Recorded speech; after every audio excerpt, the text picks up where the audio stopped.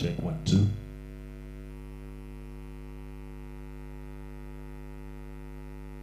Ladies and gentlemen, we welcome you.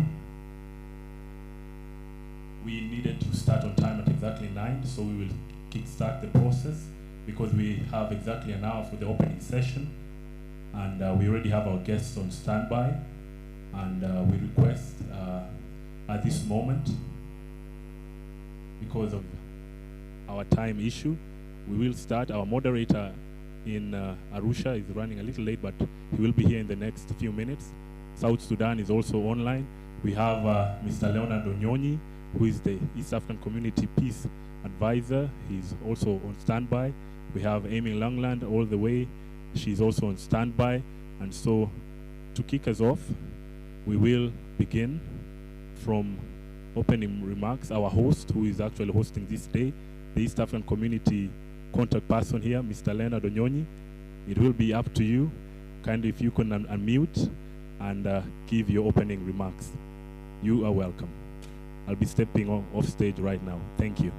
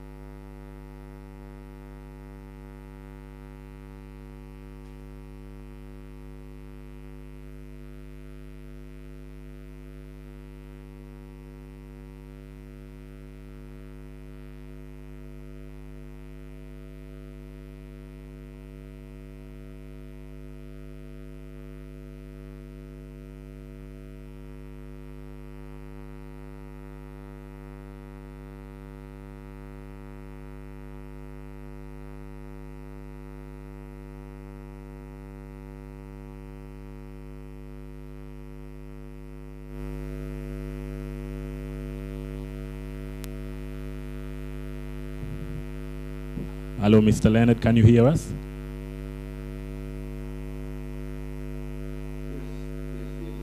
Sorry, we realized that we were on mute when we were speaking. Pardon our ignorance there. So we were mentioning the fact that we have to begin at 9 sharp and end by exactly 5 minutes to 9 so that we jump on another session. So we were welcoming you and Amy to give your opening remarks, even as the setup in South Sudan tries to catch up with the time that we have. So we welcome you as our host here at the East African Community. The young people and across the world, they're here listening to you. So kindly, over to you.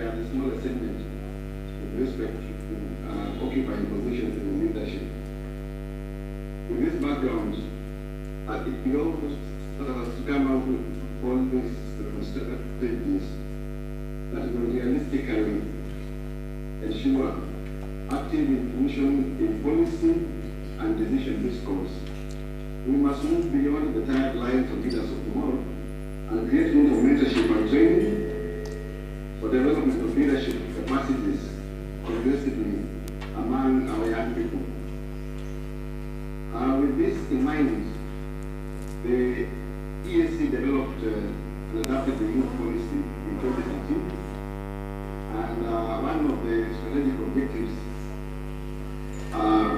to ensure youth participation in political processes and peace building for political, social, and economic stability of the East African community, which should be achieved through strengthening the capacity of the youth and youth organizations, peace building, and conflict prevention and resolution, peace and tolerance among the youth, mainstream peace education in all our institutions of learning, mobilize youth for reconstruction of areas devastated by conflict, and of course, take appropriate measures to promote physical and psychological recovery.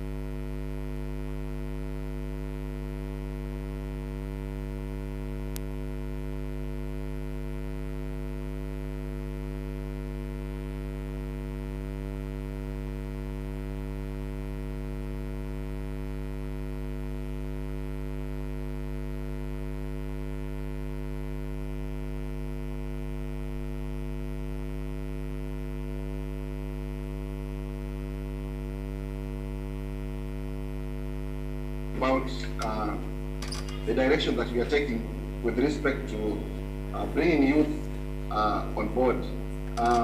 having the youth ambassadors has opened our eyes to the kind of potential that is available within the young people. Interacting with them during election observations and other activities have given us an opportunity also to expose them to mentorship, because we pair them with the more senior or older members of the society who have been in politics and other spheres of life, to the extent that even for the 4 or 5 days that they spend together, seeing of this kind of mentorship. I would want us to continue sustaining.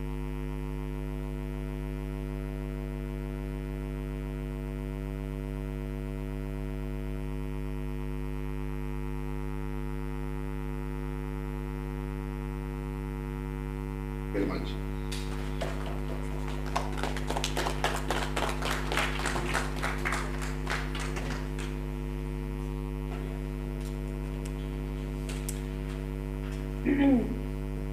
Good morning, everyone. I'm Amy, and thank you very, very much to Leonard for opening that today. I think it's absolutely, everything you say, we really echo that at the Commonwealth Secretariat. So, good morning. I'm Amy, and I'm the Programme Officer at the Commonwealth Secretariat Countering Violent Extremism Unit. So on behalf of the Commonwealth Secretariat, I would like to welcome everybody here, and especially all the young leaders who are joining us today, both physically and virtually. The Commonwealth Secretariat is really pleased to be able to support this event. We strongly support the creation of opportunities for the countries and people of the Commonwealth to learn from one another. So this event in its hybrid format, especially given the circumstances, is something that is so fundamentally important. We were really pleased to be able to support this event. I hope that you've all had a really good first day, and great to see so many of you joining us again this morning. So the Commonwealth Secretariat Countering Violent Extremism, or CVE unit, we are a kind of standalone unit within the Secretariat that focuses specifically on preventing and countering violent extremism across the Commonwealth. Our programme of work covers 4 different areas with the aim to strengthen mechanisms to counter violent extremism in member countries, and ultimately to encourage a strong democracy, rule of law, promotion and protection of human rights, and respect for diversity. We know that a large majority of youth leaders still lack the opportunity to be at the decision-making table and are not taken seriously enough as a valuable partner to solve global issues which are currently affecting them. In our opinion, this is especially important within the preventing and countering violent extremism context, which disproportionately affects young people across the Commonwealth and in the Africa region. So the CVE unit endeavours in everything that we do to mainstream youth agency within our programmes, our technical assistance, our projects, wherever possible, because we believe that young people are the most fundamentally important agents of change within peace building, conflict prevention, and preventing and countering violent extremism. So just a few weeks ago, for example, we ran a webinar that focused on the power of youth to build peace in the Commonwealth. Very, very related to today's event and for the workshop as a whole. It operated as an interdivisional panel, virtual panel event, not as sophisticated as this one, I must say, and it meaningfully brought together young people across the Commonwealth and experts in the field to discuss challenges, share information and best practice, and put forward ideas and opinions on how young people can be the centre of conflict prevention, peace building, and preventing and countering violent extremism. It's clear to us that no matter where you are in the Commonwealth, young people are disproportionately affected, and they are disproportionately overlooked as key and fundamental solutions to these problems. The event, the webinar that we organised had over 100 attendees and demonstrated to us how powerful and effective the youth can be. Young people need to be front and centre for preventing and countering violent extremism initiatives. That's why it's so great to be involved in this summit, and we're really, really pleased to be part of it. In addition, COVID-19 has intensified the urgency of addressing these issues, whilst also at the same time putting many obstacles in place for summits such as this to take place, which we know are really, really important.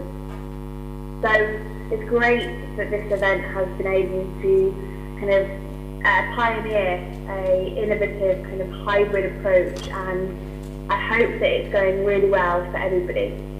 We will be also involved in a session later on this morning.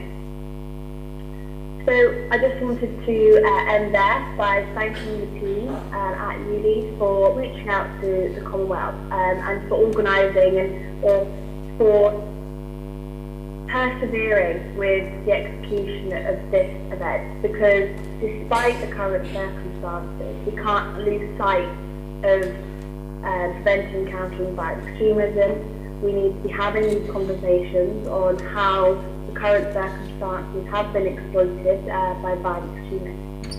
And we fundamentally can't lose sight of the fact that young people are the most powerful agents of change in preventing and countering violent extremism, in peace building, in conflict prevention, because most of these initiatives only work best when they're from the ground up, and that's why young people are so fundamentally important.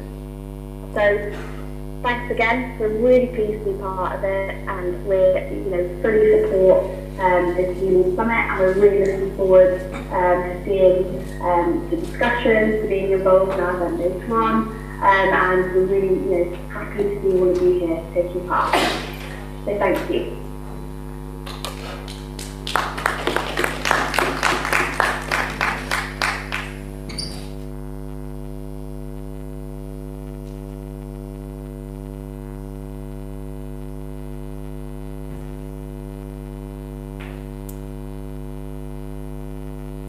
Its objectives to our speaker, who is here, and then later Her Excellency Madam Rebecca Nyandeng will join us. She has a meeting, but she will be coming in later at around 11, I think, or any time after that. Emmanuel South, you're welcome.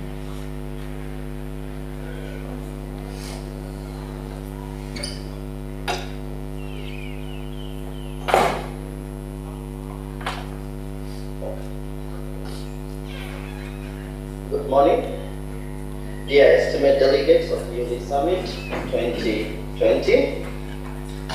His Excellency Mama Rebecca Nyandeng Mabio, Vice President of the Republic of South Sudan, Secretary General of East Africa Community, Honorable Ministers, Mr. Chairperson of National Youth Union, Executive Director of MSDC, Director of Summit and YouLead Secretariat, members of the consortium organizations, East Africa, EAYA ambassadors, YouLead country coordinators, ladies and gentlemen. It's my distinguished pleasure to welcome you on behalf of the East Africa Youth Leadership Program, which is YouLead, fostered by MS Training Center for Development Cooperation and for the East African Community in Arusha, together with the YouLead Consortium in South Sudan.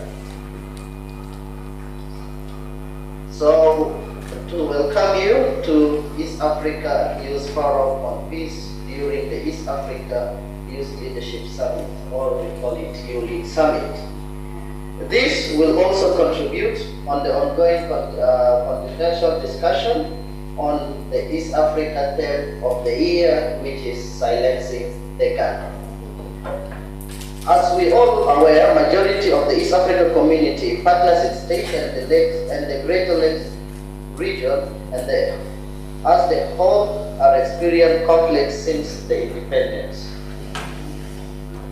Those conflicts are impacted negatively the life of population in general, as well life of young people. More of 60% of the East Africa population is composed of youth, although the United Nations Security Council has adopted Resolution 2050 on youth, peace and security, which recognizes the young people play an important and positive role in maintaining and promotion of international peace and security. Young people have not been involved as they should in peace building and conflict resolution. So young people are facilitated between extremism and infiltration and reorganizing. On the other one side, they are viewed as a vulnerable, powerless, in needs of protection, while the other sides are feared as dangerous, violent, and apathetic as a threat to security. This made the policy approaches looked at the young people as a problem to solve rather than an asset in solving conflict resolution or peace building. Nevertheless, many young people have been working individually, and we see in South Sudan we have a lot of civil organizations or collectively to enhance and facilitate to promote peace in the communities through peace building and conflict resolution mechanism. According to Youth Cafe, that there are many examples of different approaches,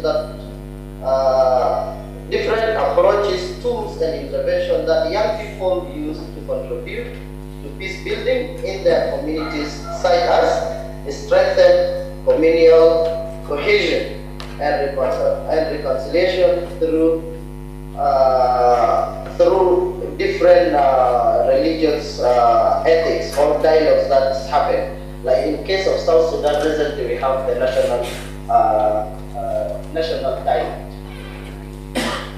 So building civic awareness through the debates and public campaigns, work rallies, and social media movement, engaging community entrepreneurship and livelihood programs that through the capacity building and training, advocating for participation and inclusion of youth in decision making by participating in conference, productively policy papers, organizing forums such as these, establishing alliance network with the council and the clubs to connect young peace builders, their capacity in leadership, and to promote participation in peace framework.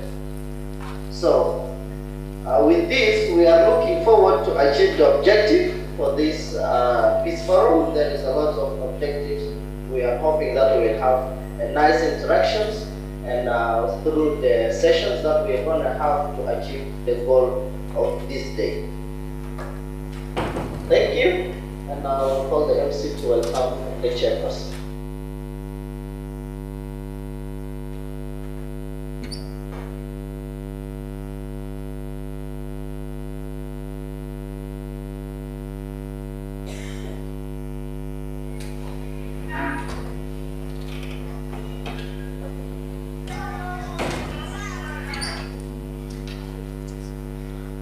Thank you very much, Emmanuel. Emmanuel Saulo.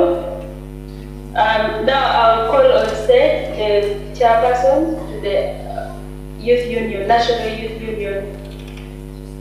So you are welcome.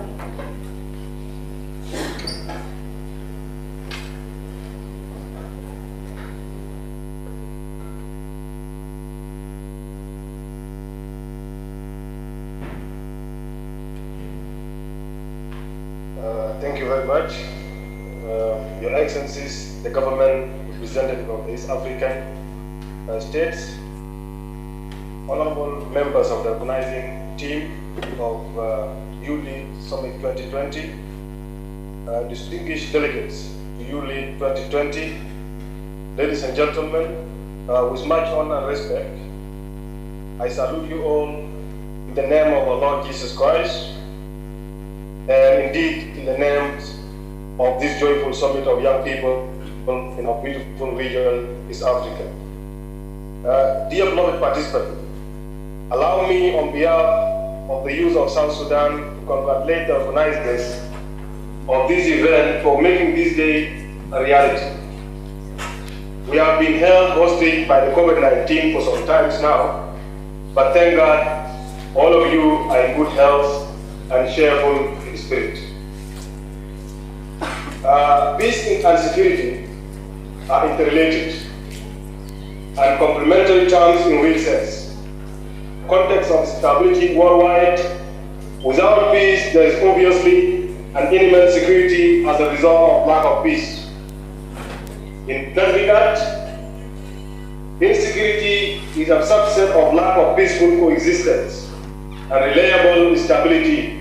The South Sudan as a country can be a case study of peace building and conflict resolution because of the experiences in the war and peace along its quest for independence and freedom from notorious invaders that have invaded South Sudan since Turkey, Egyptian rule, and Egyptian and Arab respectively. Therefore, with our huge experiences in both war and peace, we can be able to tackle issues amicably if there is a political will from the political leaders.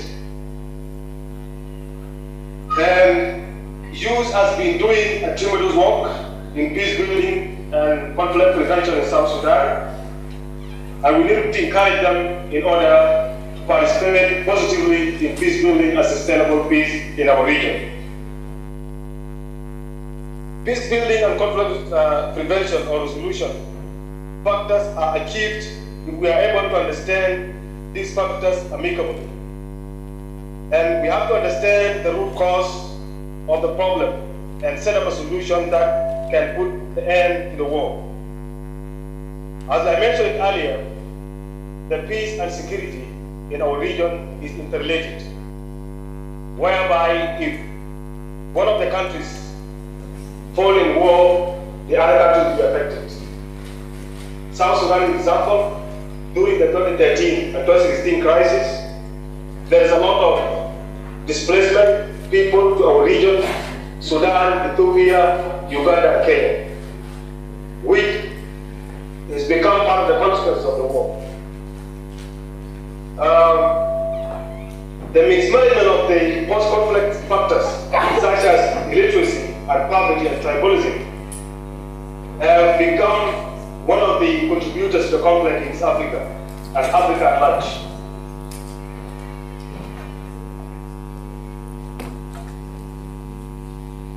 Apparently, most of the conflict in East Africa as a whole and Great regions, and South Sudan in particular, are mainly sparked by the tribal or communal struggle for dominance of leadership.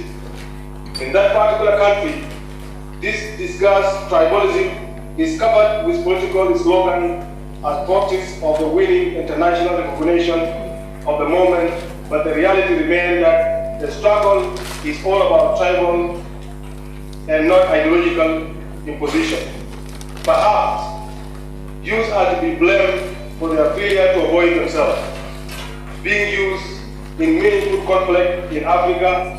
However, poverty and illiteracy and tribalism have impacted youth negatively on their decision to take part in sustainable politics. Based on this supposition, youth should advocate for poverty, education, awareness, campaigns against tribalism, and increase school in order to reduce level of literacy. But when youth also fighting or trying to participate in peace building, there are a number of challenges that are always facing the young people. One is the issue of unemployment and underemployment. The issue of unemployment is hindering the creation of peaceful society for youth all around the world. There is also political manipulation for most unemployed young people. Number two is the issue of education. Not only is there a gap between the knowledge, the skills of young people and the job market, there is also a lack of basic education is to fight typing, dehumanization and fear of the other, and xenophobia are present in many societies. There is also intergenerational conflict. In several countries, a lack of intergenerational conflict hinders the creation of the peaceful society. Young people feel excluded from political decision-making process and lack of ownership over the society processes. Most of the time, young people feel neglected and they are not being engaged deeply in terms of decision-making. That's why young people are always fighting to be included as part of decision-making. And in the last national dialogue of South Sudan, young people fought hard to make sure that they were given a room by given an allocated percentage of 20% affirmative action to make sure that they are part and parcel of decision making in this country. The issue of governance. Good governance or lack of it thereof is another structural limitation for young people to participate in the affairs of their countries. The poor political will demonstrated by leaders and the lack of confidence in institutions and the lack of transparency and the high level of corruption in many societies resulted in a strong sense of disillusionment among the young people. So it's time for young people, because if we talk of estimation, the East African community are greater regions. The estimated is that the 60% of the entire population are young people. And in our context, as South Sudan, the young people constitute 72% of the entire population according to the last census of 2008. That means if we are not fully engaged in decision making, we will not be able to participate in peacebuilding. That's why the engagement of young people in decision making is very important, and also make sure that the young people are contributing positively, because they are the ones being used as a tool in the war, and they are not being used in peacebuilding. With these few remarks, I would like to thank everyone who's present here, and let us discuss the role of young people and engagement of young people in decision making, and to make sure that we have a role to play in terms of decision making, to make sure that the peace is in our country and also is in the whole East African community and Great Lake regions. Thank you very much.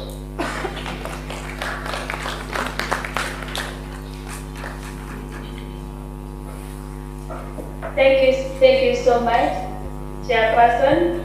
Actually, with your leadership, we can see that young people are taking their spaces, and they're getting engaged more.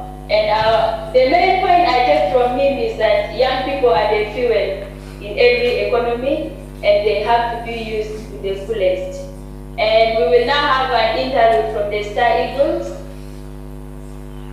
That is next.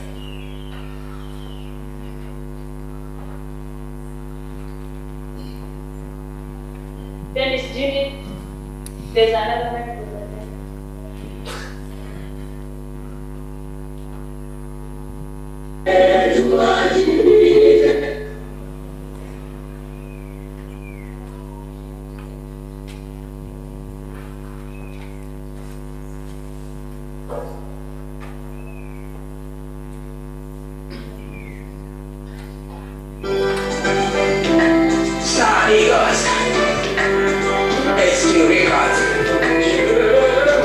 Wait, a little bit. Are we happy? You lead. You lead. You lead. You lead. We lead. You guys are not happy. Why? I'm excited to be here, and being an alumni also of YouLead from next year, I've seen how important it is that I attended the summit last year. And today is a very important day as well for us as youth from South Sudan. This song that I'm going to sing, it just reminded me of some of the things that we went through in the country when we today talked to people about peace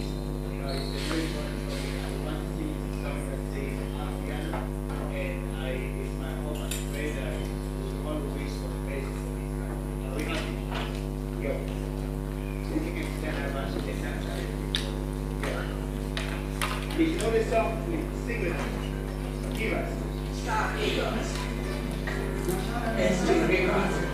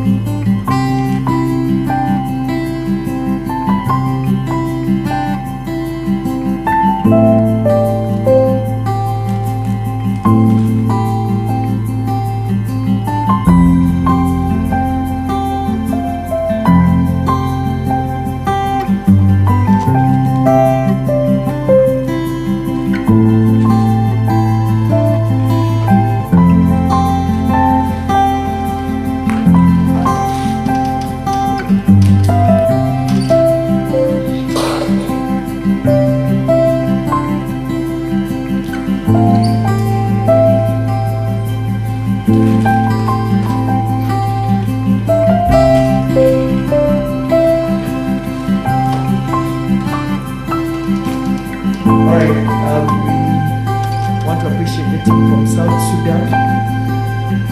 The conversation is around the role of the youth in ensuring peace in the region.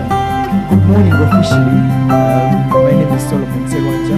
The way we have done the program is that we begin the conversation from South Sudan, and we've been listening from the different participants and different officials who have been speaking about the role of the youth in ensuring peace. And I thought that before we go for a break in just a couple of minutes, from now we'll have a reaction to some of the comments that have been made. We'll be having some of the reactions from you who have been listening in keenly to the presentations, to have your view on the role of the young people in ensuring peace. Like I said, I come from a country recently. We're supposed to be going to the elections. Uganda will be casting its we'll go to the polls on the 14th of January. And just a couple of weeks, about 2 weeks ago or 1 week ago, we had riots across the country, which left about 47 people dead. Many of them died of gun wounds or gunshots. The number is still rising. The number of casualties, it's just heartbreaking. But the young people went to the streets, blocked roads, lit up fires, beat up people. Of course, this is after the arrest of one of the presidential candidates, who is also a young person. So that caused sporadic demonstrations and attacks across the country. From Karamoja to Kisoro, we had riots in Kampala, in Jinja, we had riots in Moroto, and it was really, really terrible. This morning I got a call from a random person who told me that because of the violence, there's a sister who was driving back, like from work going home. There's a bullet that went through the car and it hit her back. Yeah, just like that. It hit her back and there's a bullet in her spinal cord. And the doctors say that the operation is going to be, it's going to be difficult to get that bullet out of her back. And so it essentially means that she's paralyzed, she's in pain. It just happened. She was driving from work, going home. And so she didn't know nothing about it, which was terrible. So he's saying, and the family cannot afford that surgery. So he called out and said, can you help me tell this story so that we can have a fundraising, drive so that we can get the money to help get that bullet out of the spinal cord so that the sister can live another day. And sometimes I'm always on TV most of the times doing different programs, but every time I'm finalizing a news bulletin or a program, I always say that when this country burns, we burn with it. If you want to go to the streets and demonstrate, or if you want to start several protests, remember one thing: you're burning down with the country. 47 lives, ladies and gentlemen, in this room were lost, and perhaps still counting, in just 3 days. We lost 47 lives in 3 days. And that is bad. Just losing one life is bad enough. Now imagine 47. And some of these are, breadwinners. Some of these are fathers. Some of these are children. Some of these are mothers who perhaps don't even want to know anything about politics, right? They're not interested. Perhaps they're just coming from work, going home, or you're caught in the middle of, you went downtown to do shopping, just buy a nice dress, and along the way, bullets. So I thought that we could have some thoughts and reactions from you on the role of the youth in ensuring peace and how critical that is. I don't know if the cameras are going to follow me or I call people here. Okay. All right. Perfect. So let's have your views and comments on this, and I'll start with you, sir. Thank you very much. even if it is just a surprise. But the peace is everyone's requirement, and without peace, we cannot survive, really. So our survival depends on that. Given the fact that I'm from a country where conflict become a norm, and we live with it, it is something that happens every day. People losing life in front of you and so on. It's a bad tragedy, but we need to think in a way that we shift that dynamic, particularly as young people. If we decide to revolt, we cannot counter violence with violence. This is a fact. So we need to be a peacemakers in a sense that we need to develop that inner peace. Because if we have peace within ourselves, it will be reflected in our society. It will be reflected into the structure that. So we need to think of what we want, and peace is not an option. It's a part of us. Thank you very much. Thank you very much. Now, oftentimes the perpetrators of violence use young people. We saw it in South Sudan during the crisis. We saw young men holding guns and going on the front line. We see politicians using young people to start protests. It means there is a common denominator here, young people. But let me just ask, if you have a view and your thoughts and comments on how can we ensure a peaceful process, what is our role as the youth? You could just raise your hand and I can just give you a minute or two for you to make your submission. I don't want to just go random. Okay, there's a hand here. Okay, thank you.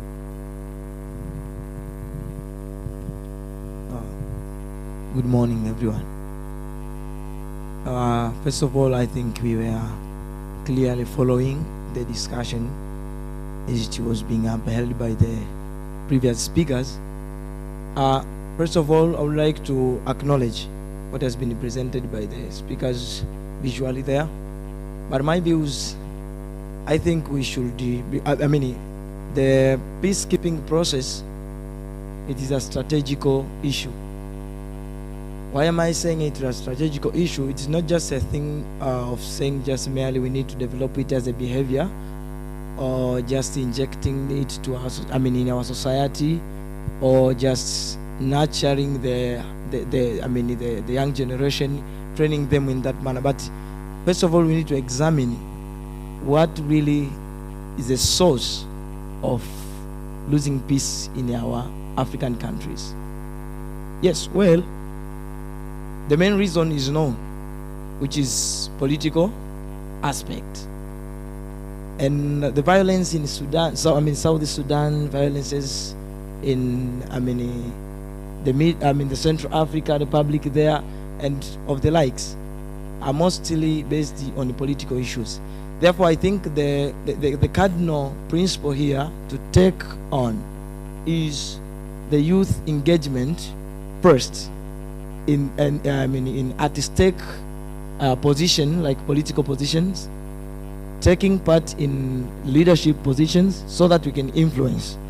Because otherwise, we'll be influenced by those, as my friend here said from Sudan, that are those big fishes. They will always influence us. So first of all, we need to take part in decision making, in big positions, so that we can influence and train our society really to appreciate and learn the importance of keeping peace. But secondly, another thing we need to understand is the sanctity of the word peace. Peace, or breaching of peace, in my view, I think is really connected with gross violation of human rights. That whenever there is a breach of peace, there is a likelihood of breaching or grossly violating human rights. Therefore, there is a need, and the intensive need, to keep peace and really teach our society and encourage everyone to respect and keep peace and promote it. Thank you. Thank you very much. Let's give him some love, good people. So this morning we're going to be discussing peace. It's all about peace and the role of the youth in ensuring peace. The question though is, how did we get here? I thought that I would introduce my panelists this morning. Like I said, we're doing a hybrid conversation. We have a team who will be joining us live from different cities across the East African community, but some of whom are here. So let me invite Petrida Paul from the African Union Youth Advisory Board to come and take the stage so that we can have the conversation. Also joining us online is Emma Nganga, who is also from the Africa Youth Ambassadors for Peace in East Africa. We're also joined by Christine Odera, who is a Commonwealth, she's part of the Commonwealth Youth Program. We have Karine Umuto Niwase, who is the Footprints for Change Ambassador. We'll also be joined by James Bogaya from Geneva, as well as Boy Gola from South Sudan.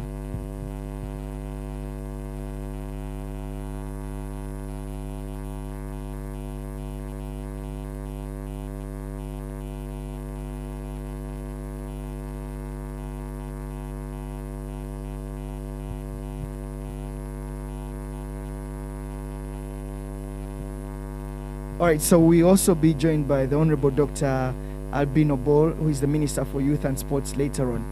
But we're trying to fix and ensure that we have everyone online.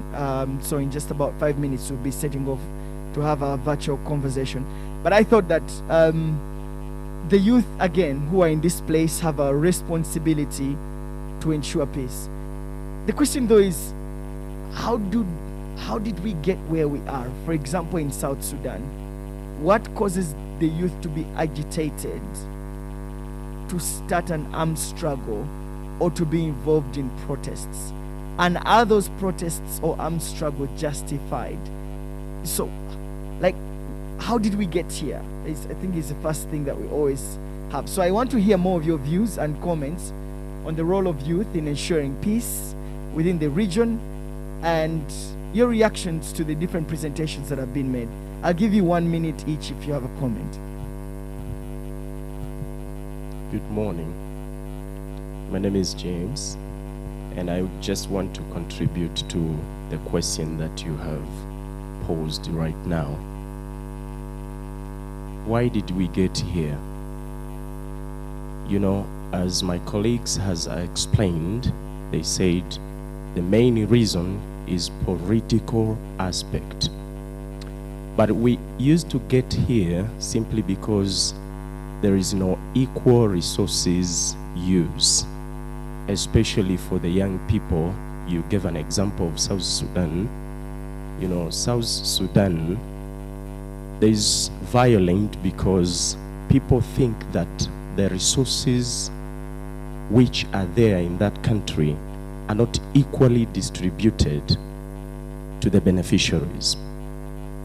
But the main reason is political. You know, when we are speaking about violent, we are referring to an ideology. This is just an ideology of someone, how he or she thinks in terms of resources, people, faith-based. You know, when we are talking about peace, we are referring to a very big context. And this big context is being brought by the number one is resources. The number two is faith-based things. You know, whatever you believe, and you do not watch what you just want to announce or analyze or inform to people that what happens. So generally for me, I would say that we need to refer and go back and think clearly, and these political leaders need to distribute equally the resources in order for the young people to benefit, and the minority who are considered that they do not benefit into this, at least the resources is equally distributed. But also for the young people, we need to preach peace, because peace, this is what now becomes our faith. And this is what becomes now our mission statement. Even now we are seated right here because we just want to embrace peace and make peace to be sustainable. Therefore, because this is our faith now, this is what we believe generally, the whole continent. We are seated right here, the East African bloc. This is our hope. This is our future. And this is our development. Peace need to be preached, and peace need to be taken action, and the actors unto this are the young people. Because if you go to reasons that why we are here, you find that the young people, they find themselves that they do not have employment. They are undermined. And in these terms, they find like if someone is just over there to offer an offer for an ideology of going to bring conflict conflict somewhere, they just jump into that. But if someone gives them an opportunity, gives them as my colleague have said, that we need to be into the decision making platform, that we are given an equally opportunity to give our views. Yes, this is what we are doing, and that's why we are gathered here. But there must be something to be done more. Thanks. Certainly. Just raise your hand. All right. I'll give you 1 minute because then we're going live in just a couple of... All right, thank you. My name is Lucky. I'll just add on a few things from my perspective of what's going on with peace. And so first, most people have already identified some of the internal problems that are happening, you know, political, religious, and everything. I would also like to add that there are also external forces that cause some form of instability that that is then taken advantage of, and people actually end up making the most of that instability that has been caused, and now perpetrating some form of violence. So this is usually that divide and conquer strategy that has been used for quite some time. Now, I would like to add that my recommendation now would be for the youth would be first, we need to be able to learn to identify our differences, and once we know those differences, then the youth, the part where they step in is to realize that just because we're different does not mean we have to be in conflict with each other.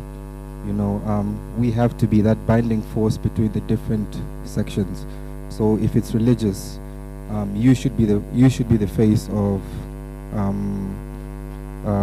So if you're like a Christian and a Muslim, you should be the face of somebody who is accepting of both religions, understanding of both religions, and therefore you have to, you know, learn the other person, get to know the other person, get to know the other side of the story, and make sure that you're the binding factor, the glue that sticks it together, in order so that when somebody tries to, from the outside, tries to come and manipulate those cracks, they're unable to, because you have become the protective gear that stops it from happening.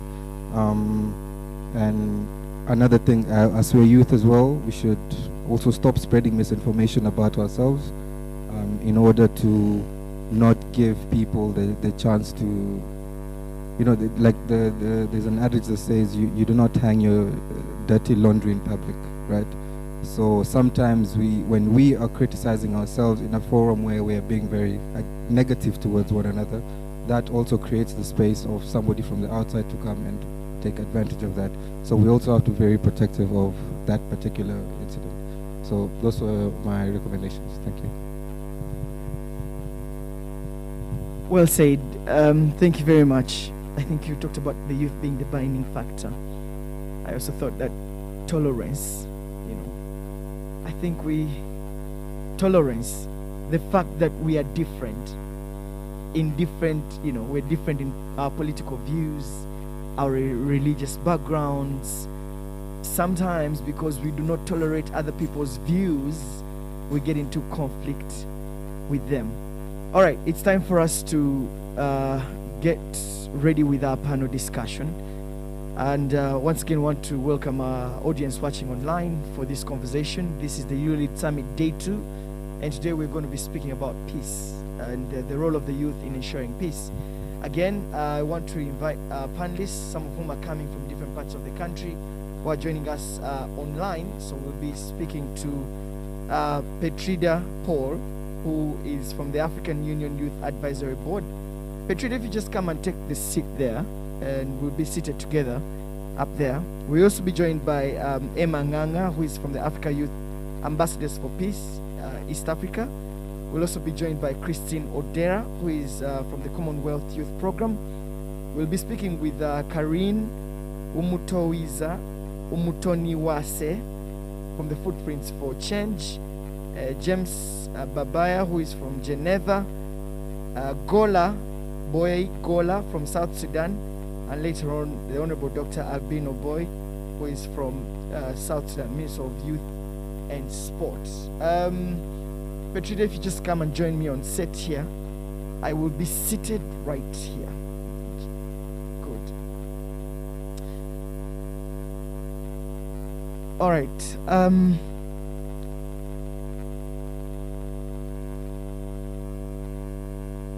All right.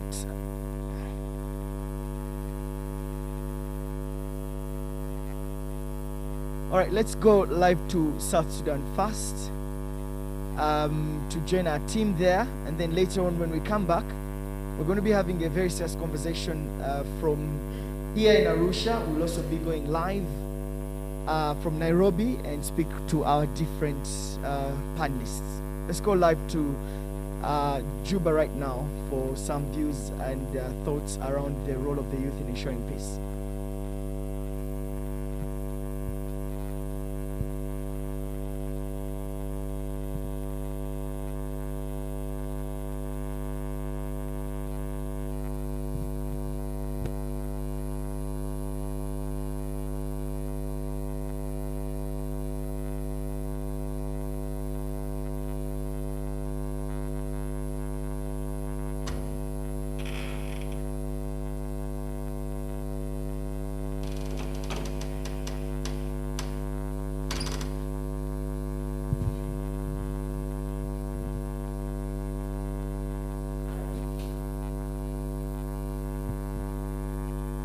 South Sudan, are you there?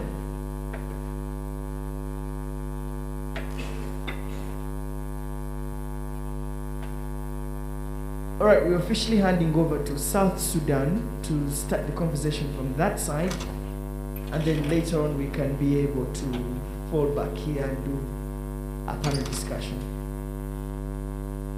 Over to the team in South Sudan.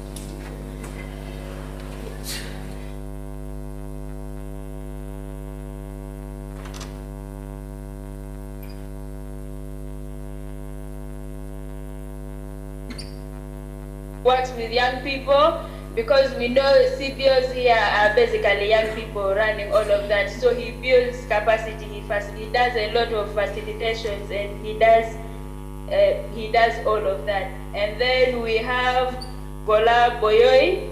He's the chairperson for South Sudan Youth Union. So they will sit here, and I will hand over to the other moderator.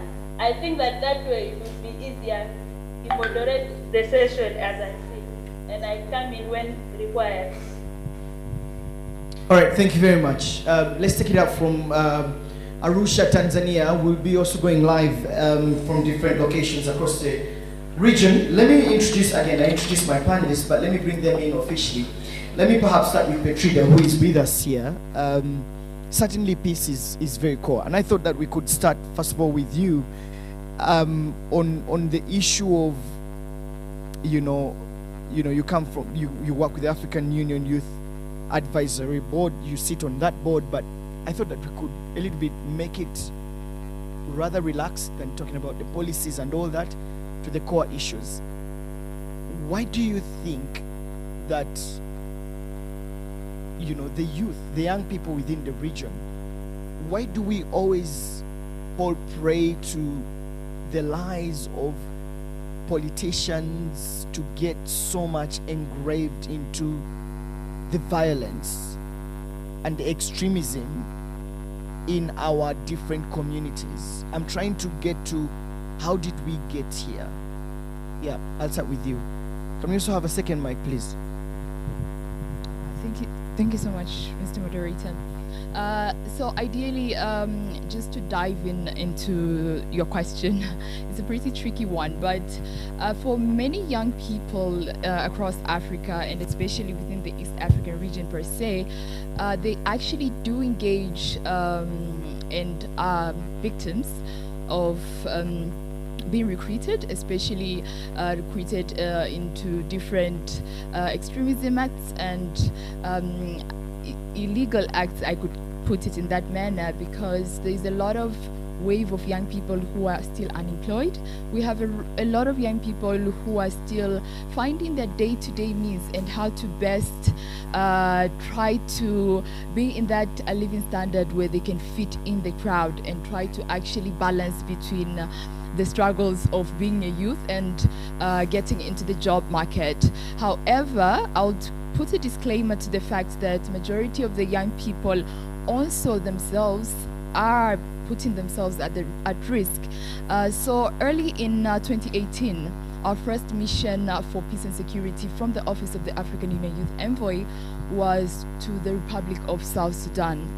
So we did a solidarity mission to the Republic of South Sudan and gathered a lot of inputs on how best to be able to maintain peace and security within the East African region, looking at the fact that by then there were a lot of tension and issues within the Republic of South Sudan, but majority of the young people, the voices from themselves that we received is the fact that the government was not giving them enough support to actually enable them to drop, we keep it in a manner that we say they should drop the guns.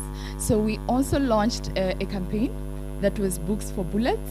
So we replaced bullets for books, whereby if we advocate a lot of young people to be engaged in education and in gender-based violence, but also be engaged in different economic activities, we are going to have a diverse number of young people who are actually engaged in more activities that are income generating but are more proactive, and rather than being subject to violent extremism and the likes, most especially when you look at the fact that majority of the young people in South Sudan, being the newest country in Africa, are still in that stage of life where they're trying to connect the dots between government leadership and also having the youth leadership and the voices of youth at the center of attention. But I will not only concentrate my point within the Republic of South Sudan per se, so I'll just put it up with it in a bubble.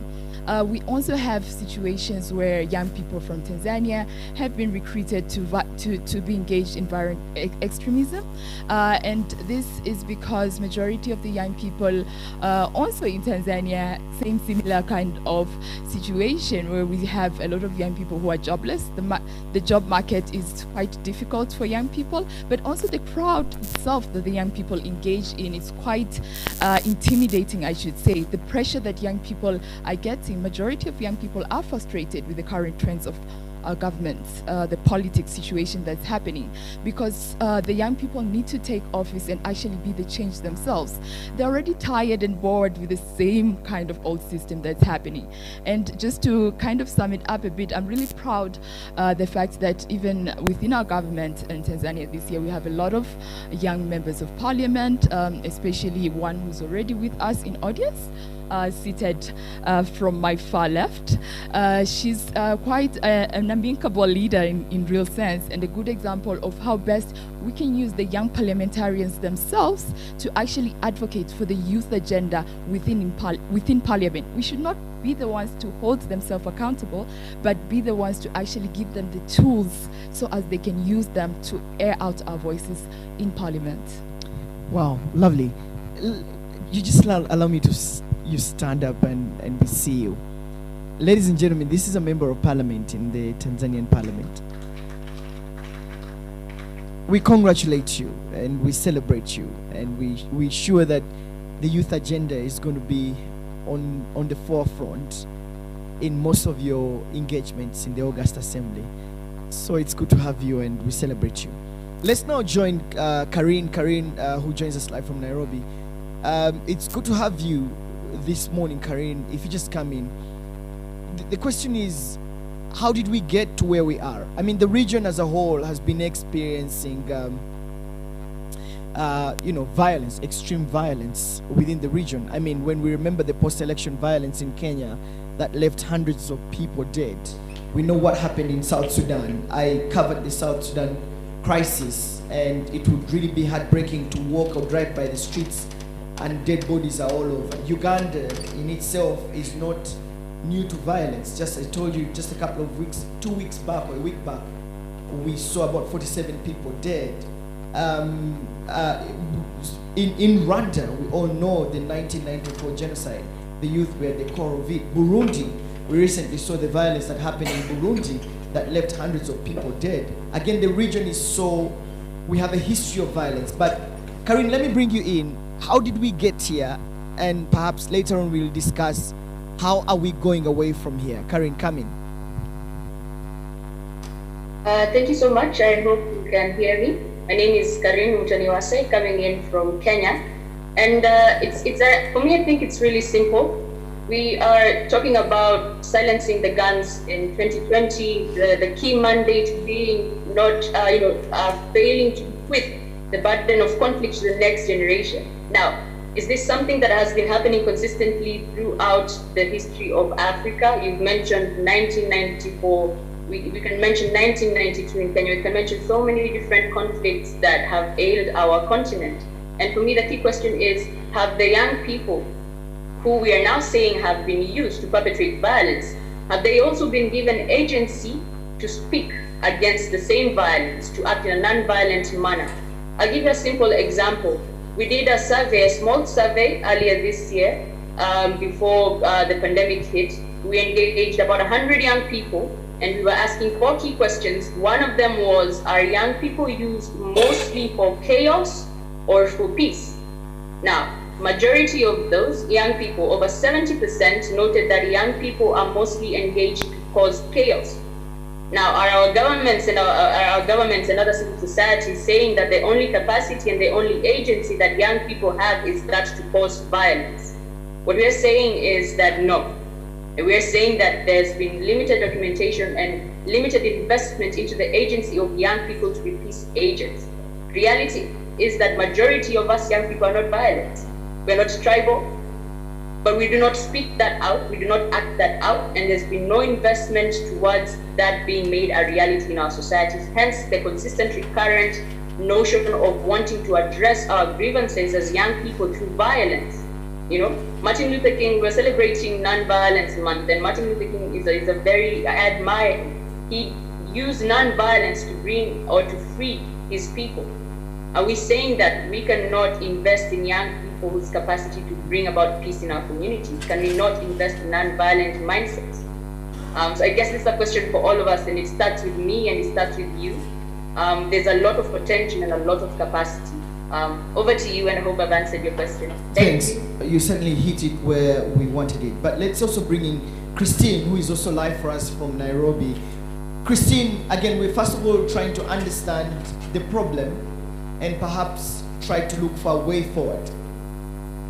How did we get here in the first place? And how have the young people been persuaded into violent extremism? Christine, come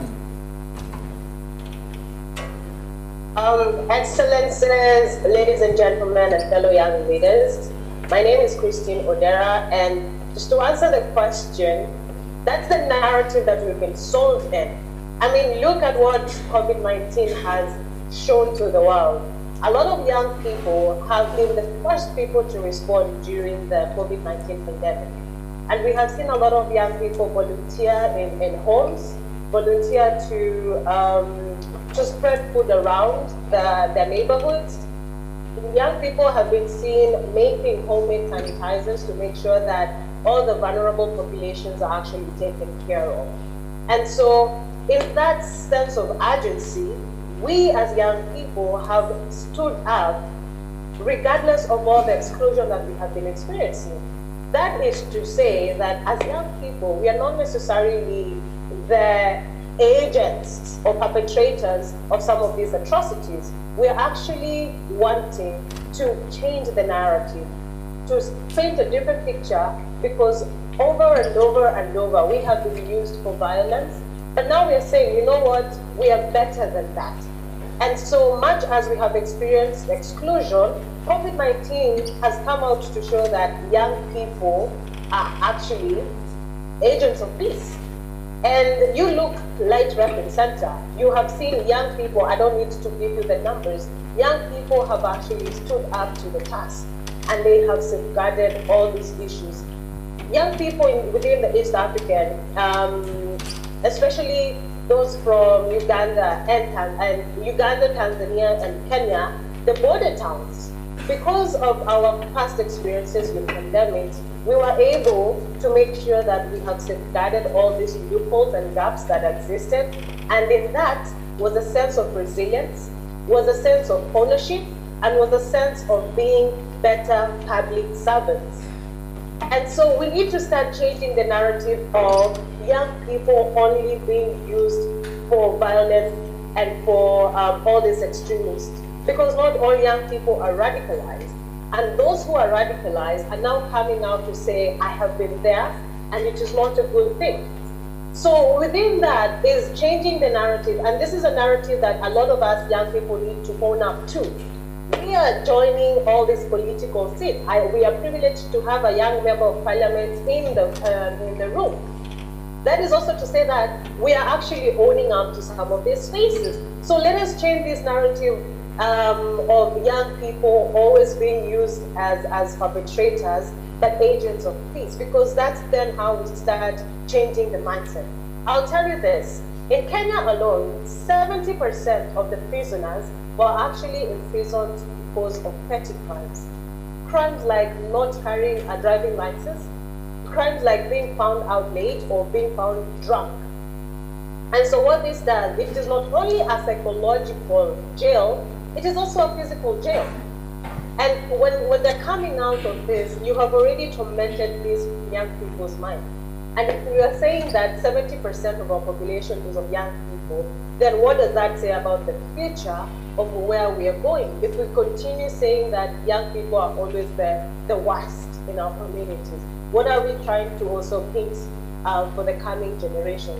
And so looking at all this violence of exclusion, looking at the high numbers of pregnancies because young girls are not in schools, looking at the high rates of violence, gender-based violence that we have been experiencing at homes where we're supposed to be feeling safe as young people. So it's also not a question of where we have been, it's also a question of what is happening now and how do we take care of these situations to make sure that tomorrow all the loopholes are actually safeguarded and we are not leaving anyone behind, be it in South Sudan and the history of violence, be it in Kenya, with the history of post-election violence, within Burundi, even with the recent elections and what was happening. What is happening in Uganda today is a shame.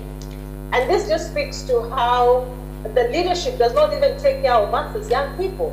And we stand in solidarity with all the young people in Uganda. Much as sometimes peace is costly, we are standing up to the gaps and addressing all these gaps that are in leadership in our communities and in our country.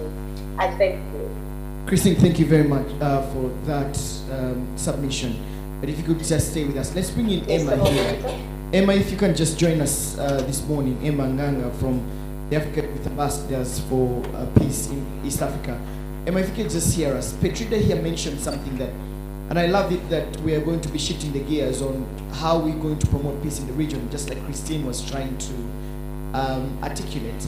But I thought that we could talk about something that Petrida mentioned, that most of the reasons why the youth are easily lured into protests and into extreme violence is an issue of employment, is an issue of their welfare or well-being.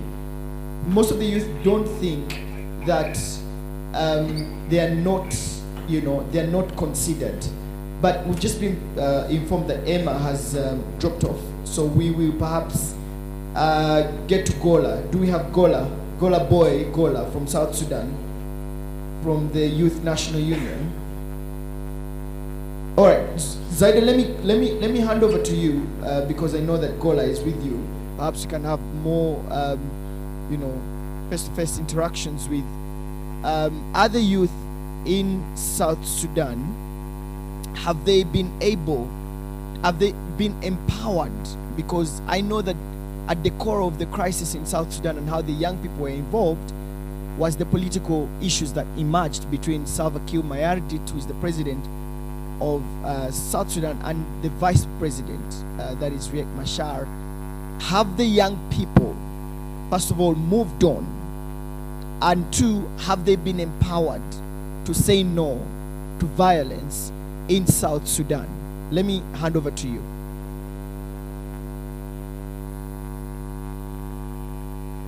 You were breaking.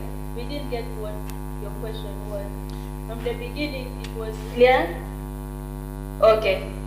Right, I was just asking, are the young people in South Sudan ready to move on as peace ambassadors, especially after the whole violence that broke off because of political misunderstandings? Okay. You can come here. Yeah, I think thank you very much. I think in the context of South Sudan, when the war broke out between the rivals or between the forces of Riek Machar and the government forces, we found out that the young people are the one involved in that conflict. And that's because most of them are vulnerable.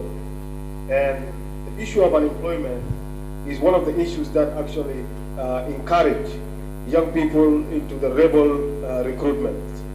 And for us as the National Youth Union, we are trying our level best to make sure that the young people are engaged in terms of providing them with the skills so that they'll become self-reliant. Because if the young people, whereby they are 70% or more than 70% of the entire population, if they are not empowered, if they are not self-reliant, they will be subject to political recruitment from different parties. And as a young nation, we are facing a lot of challenges in terms of skills, in terms of capacity buildings. And that is something that we are lacking the support in terms of providing the skills that needed so that we make young people depend on themselves. So the main challenge remains the issue of building the capacity and provide the young people with the skills, and also support the entrepreneurship and small businesses so that they will not be subjected to any recruitment by the political rivals. And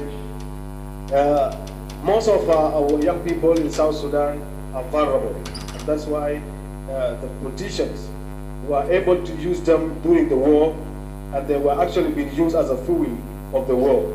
But we are asking the leaders, the way they're engaging young people in the war, we also ask them to engage them in peace building, because the issue of the nation building should entirely be rely on the young people of South Sudan. But the war has affected us, and we have actually been divided along our tribal lines. Although the majority of the educated people in the country are young people, but they were being divided to the ethnic ethnic communities, and they become are not united toward national agenda. And that is one of the challenges that we are also facing, and we want to make sure that the youth of South Sudan actually working toward the national agenda instead of tribal alliances. So the issue of also issue of education. Most of our young people are living in rural areas, and most of them are cattle keepers. This is also one of the challenges which make politicians easily get used to recruit in conflict or any civil war. So we also need to add the number of, or come up with a plan, a long-term plan on how to transform these young people to become intellectual so that they contribute positively in nation building. Thank you. Thank you very much.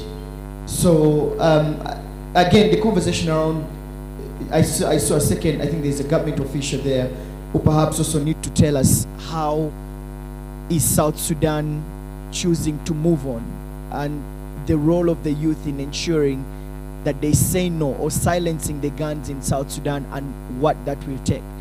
We know, for example, in the equatorial region, we still have pockets of, you know, we have pockets of violence. I mean, Uganda has been complaining that, you know, traders have been killed in the equatorial region, and of course, young people are still being recruited. How, for example, is South Sudan moving on? I mean, yes, we've heard from the first official, but I saw there's another government official. Sorry, I didn't get your name, but we thought that we would also bring you in. Zelda, if you could just pass over the microphone to, I think there's a person, there's another government official there, so that we can hear from you.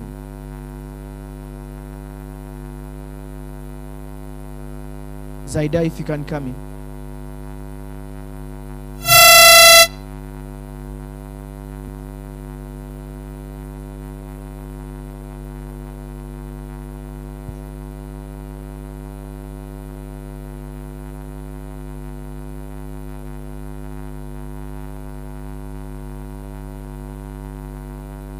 Can be able to take on board to be able to promote the objectives of silencing the guns in local context in South Sudan, and how that actually adds into the African Union level. So very briefly, I just want to say that in South Sudan there's been a lot of challenges. One of the challenges is relating to the capacity of youths in preventing conflicts and how they engage in that process. Number two is how are the youths engaged in managing conflicts in South Sudan since the inception of this country. Number three is the role of the youth in terms of resolving local conflicts, as has been talked about. And there are a lot of also issues to do with currently there's issues to do with the ongoing conflict, we call it subnational conflict, in various parts of South Sudan. Some of these are being promoted by youths themselves, and they are heavily armed. The capacity of actual fighting is more greater than the army in South Sudan. The youth in South Sudan also is heavily impacted in terms of the ability to respond to humanitarian crisis. We have the desert locusts that came in South Sudan, we have the flooding going on right now, we have a lot of droughts going on in many parts of South Sudan. Nobody knows the ability of the youth to be able to contribute in addressing some of those challenges.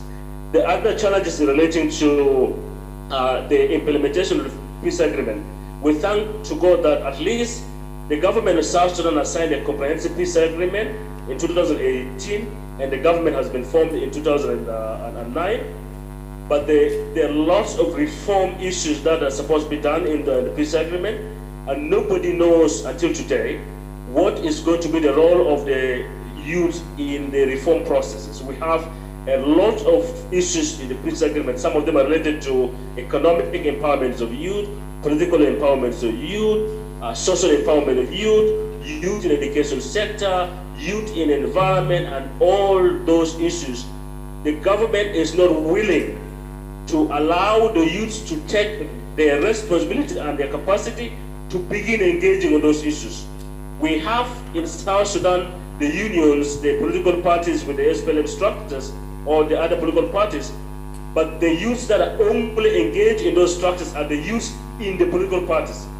The bulk of the youths do not belong to any of the political parties. So how are the youths going to be engaged in those issues so that they begin talking about silencing the guns and even building peace in South Sudan? The other challenge that we also experience in South Sudan is the issue that there's a constant flow of guns to South Sudan, and those guns have ended up in the hands of the youth.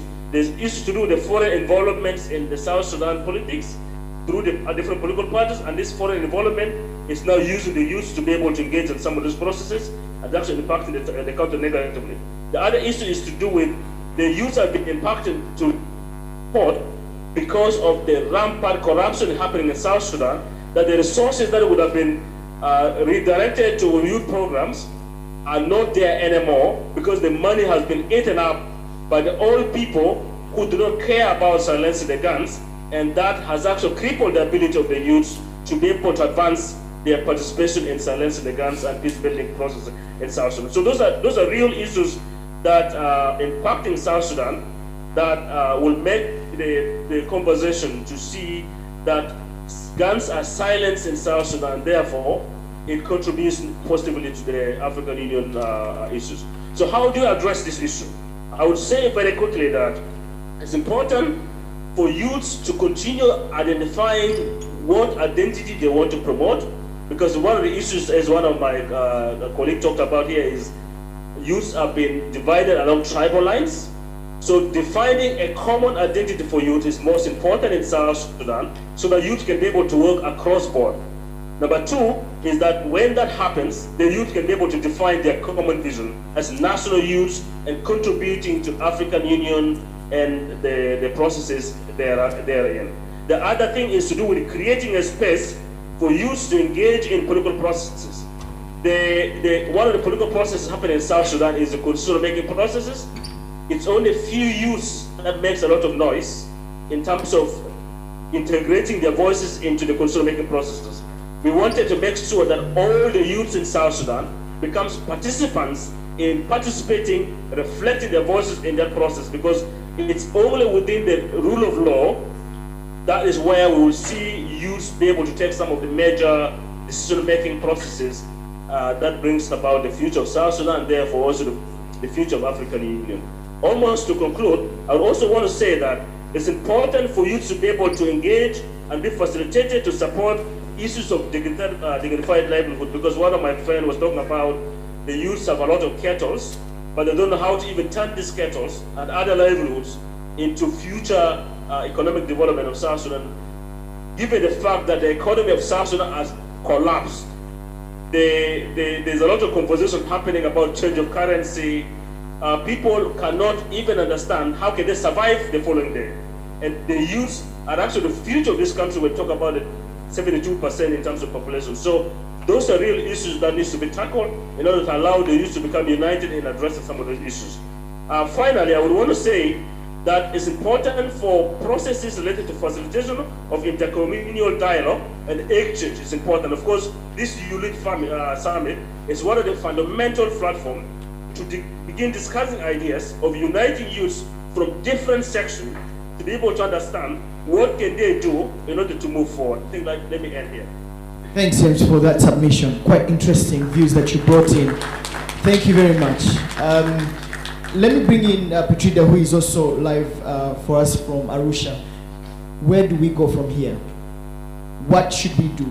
He talked about that some of the youth are not fully engaged. James talked about that some of the youth are not fully engaged, and yet the mission is to silence the guns and amplify voices. He talked about that the youth have not been actively involved in the political processes of the country. But I just wanted to get to you. How do we move on from here? Well, thank you so much for that question. Ideally, I'll just keep it up again in a bubble, in a regional representation way. How do we move from here? We already have young people who are working on counter trafficking and illegal migration, including smuggling. So a good example is from the East African Community Youth Ambassadors platform, whereby there's a really good model which is towards maintaining peace and security in border communities, whereas a fellow speaker of mine, Christine, had mentioned the need to oversee to peace and security in border communities. So these are communities that are mostly left behind and not prioritized. So what the young people per se are doing within these regions is working together. So young people are paired up themselves. Young people from connecting borders of Burundi to Tanzania, Tanzania to Kenya, Rwanda, Uganda, and Uganda and South Sudan. So all the connecting one-stop border posts, and they actually work with the Ministry of Home Affairs and Immigration to actually implement sensitization and outreach activities within the border communities on the ground.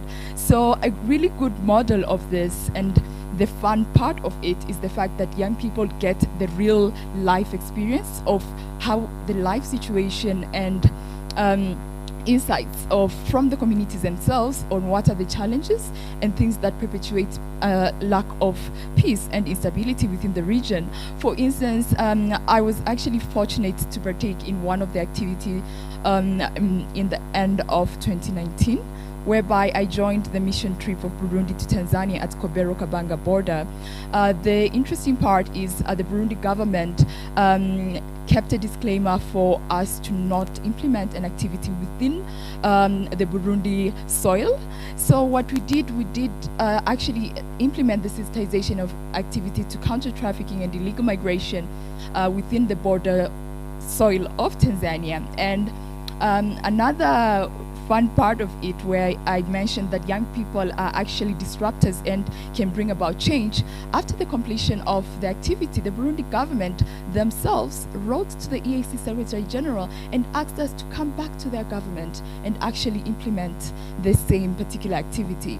So these are real-time examples that young people, even if governments, there are a lot of obstacles and hurdles, you can still proceed to maintain peace and security, curb illegal migration and trafficking, while working within different communities and in different countries within the border posts themselves, and looking at the challenges and situations that are happening, even if you have a retaliation from the government, but still some governments need to see the actual things that are workable to actually bring in more young people to implement that particular agenda. So it's something that young people should prioritize themselves, but doing something that they can take from the grassroots level and deliver it by youth for youth. Thank you very much. All right, I'll open up the questions in just a second, but let's go and listening from Christine. Christine, how do we move on from here? How do we silence the guns and amplify the voices of the young people towards peace? Christine, come in.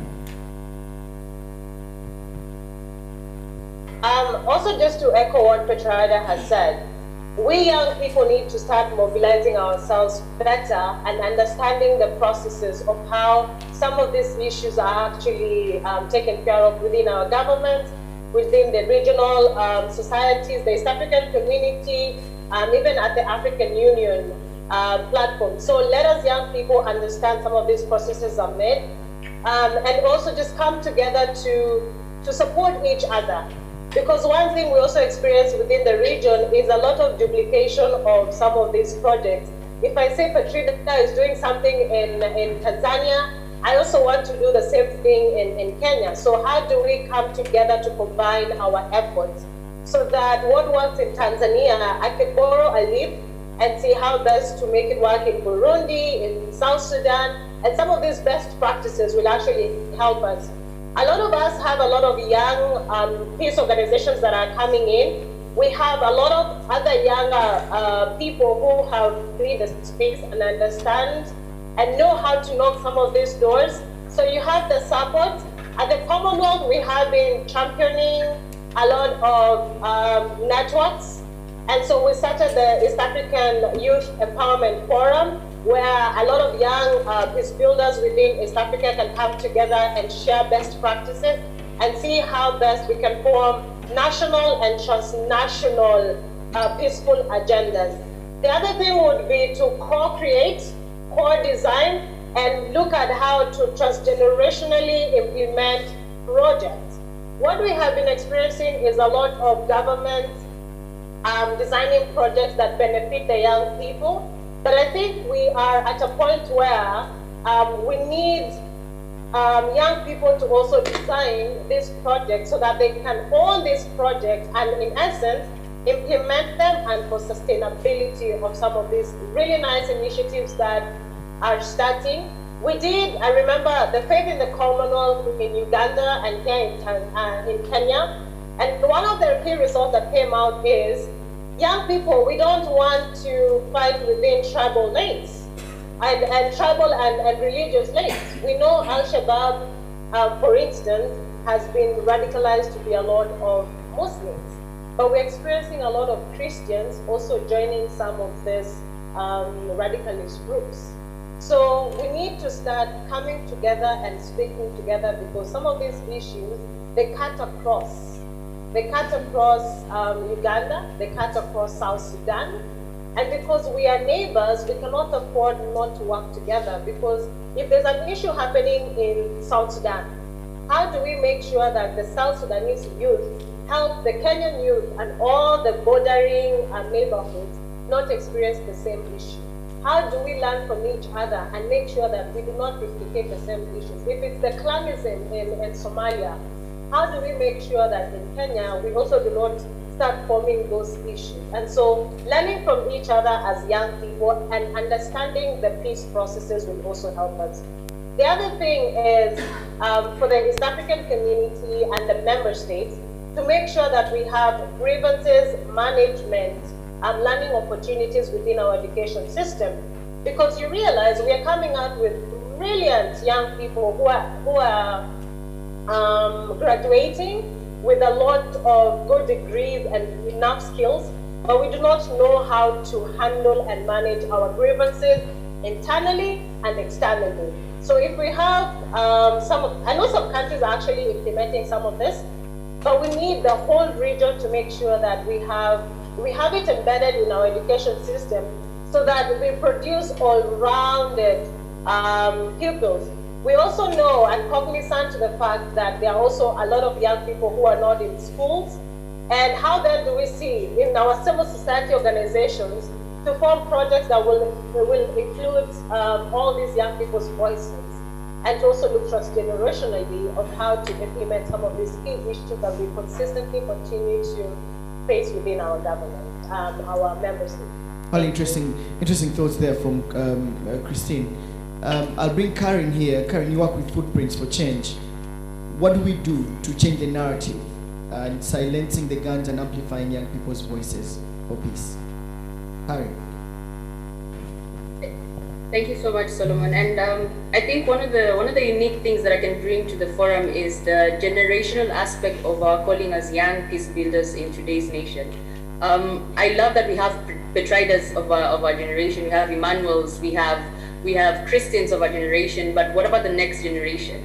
What about them? How can we already speak into their ability to be able to silence the guns now and not wait for 2030 for another mandate or another roadmap to be developed for them? So I think one of the key things in changing the narratives also means that we need to also then mentor the younger generation at a community level. We need to pass on this knowledge of peace building and skills that we already have, so that the younger kids at 10, at 14 years old, they can start conceptualizing worlds of peace, worlds of justice, worlds of equality, and actively work towards that, because then we are mentoring them and holding hands and holding their hands towards a peaceful continent. And I'll give a very specific example. We are doing this in Madare, where we are seeing children as young as 11 years old. They are able to say, peace is this for me. We understand that this limits peace in my community. So how can I, already at the age of 12, start speaking into the peace that my nation requires? Now, when I was young, I did not get that opportunity. Nobody took the time to invest in my voice. or my agency. If somebody had done that, even thinking back, if somebody had done that in Rwanda, then maybe would have tried to avert 1994. And that's a big maybe, but I'm saying that we have a role to play in ensuring that, silencing the guns is a generational calling. So even in South Sudan, let us already start engaging the kids in school. We're growing up in very violent societies, very divided and polarized societies. We just saw what is happening in the US right now. And those are superpower, just to give an example. So what does that mean for the younger generation? That's one. And I think secondly, we also need to be able to, as we address these changing narratives, you cannot deny that there's already a demerit of a young person existing in today's generation. You're either seen as a potential recruit for Al-Shabaab, you're either seen as illiterate, unemployed, or idle, which means that people will not come to invest in you. And my problem, and the missing piece literature covered this, is that we have a society that has stereotyped young people to the point of silencing their voice. We live in societies that have stereotyped young people to the point of silencing their voices. So we need to also ask our governments and civil societies to start addressing these exclusive systems that keep locking people from spaces of power. Yesterday I was on a call with the EU ambassador to Kenya, and we were talking about how young people are not able to vie for political office because of the size of their pocket. That is absurd for me, because we need a continent that does not respect the size of the pocket, but the passion that is in the heart and the vision that one holds for their community. So we need to start addressing such exclusive systems that lock out young people that are passionate. We need to get more Paitriders in there. And allow me to finish strongly, but I think the main point, what I'm trying to say is that we have agency. We have agency that is untapped. We have a potential to change the demographic dividend that is in Africa to a peace dividend. But that will only come if we intentionally invest in the leadership capacity of young people to lead for peace and change in their own communities. As we speak right now, there's a forum happening in Madare about youth, peace, and security. We're trying to understand what does all these pillars of participation, prevention, protection mean for a young person in Madare? And how can we then start to address issues of extrajudicial killing? How can we start to address issues of, Christine talked about young people being arrested arbitrarily. How can we start addressing those issues by building our own capacity to understand and act as young people? Africa is our continent, guys, and it will only take you and I to create a narrative, to create a dream, to dream enough for a better and a stable continent for us to work towards it together. Thank you so much. Great submission. Thank you. Thank you very much. Let's get just your views and comments on the panel. So I'm just going to be involving both the young people who are in the audience in Juba as well as in Arusha to have feedback and to get your views and thoughts. Andrew, you want to go first? You want to come here so that the cameras can get you and we can be able to get you up. Cameras, please make sure that you find Andrew to give his views. Thank you.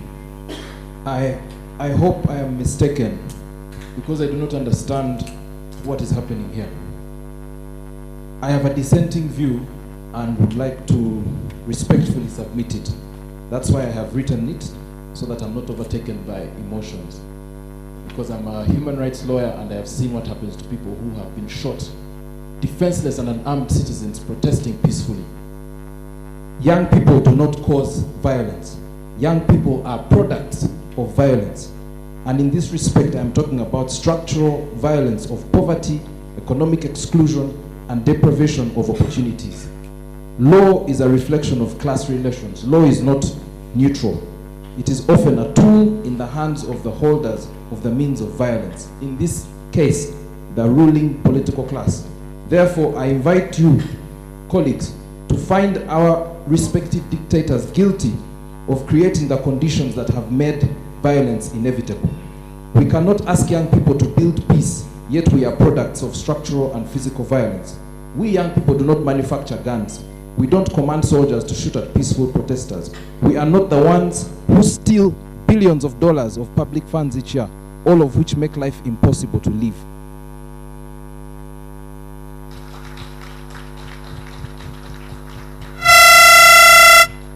I am Emunyankore, a tribe in Uganda, but I am a supporter of Bobi Wine, who is a who is a Muganda. We are not ethnic in the way we view each other. It is our respective dictators who weaponize our ethnicity and divide us. As I conclude, it is those who make peaceful change impossible that make violent revolution inevitable. My president, Yoweri Museveni, took power before I was born. I am an old man with beards now, and he's still running for a 7th term in office. What do you expect us to do? If you block the pressure valve on a pressure cooker, if you block the pressure valve on a pressure cooker, how can you blame the pressure cooker for exploding? The violence that young people engage in is a consequence. It is an effect. It is not a cause. Let us dismantle the oppressive economic models that reward corruption, a legal system that protects the corrupt and punishes chicken thieves, and do away with the jokes that we call elections. For heaven's sake, the two gentlemen who are at the center of the fight in South Sudan, Dr. Riek Machar and Salva Kiir, are not young people. These are old men. Why are we asking young people to silence the guns, yet we have none? Why does the AU, our ambassador is here, why does the African Union, please ask the gentlemen at the top and the ladies at the top of the African Union, why do we allow guns to get into South Sudan when they are killing citizens? How do those guns get into those countries? Is there a factory that makes weapons in South Sudan? In conclusion, I fear that we are asking a rape victim to go to church and pray for the rapist to change their ways instead of taking the rapist to court to answer for his crimes. We young people are not violent.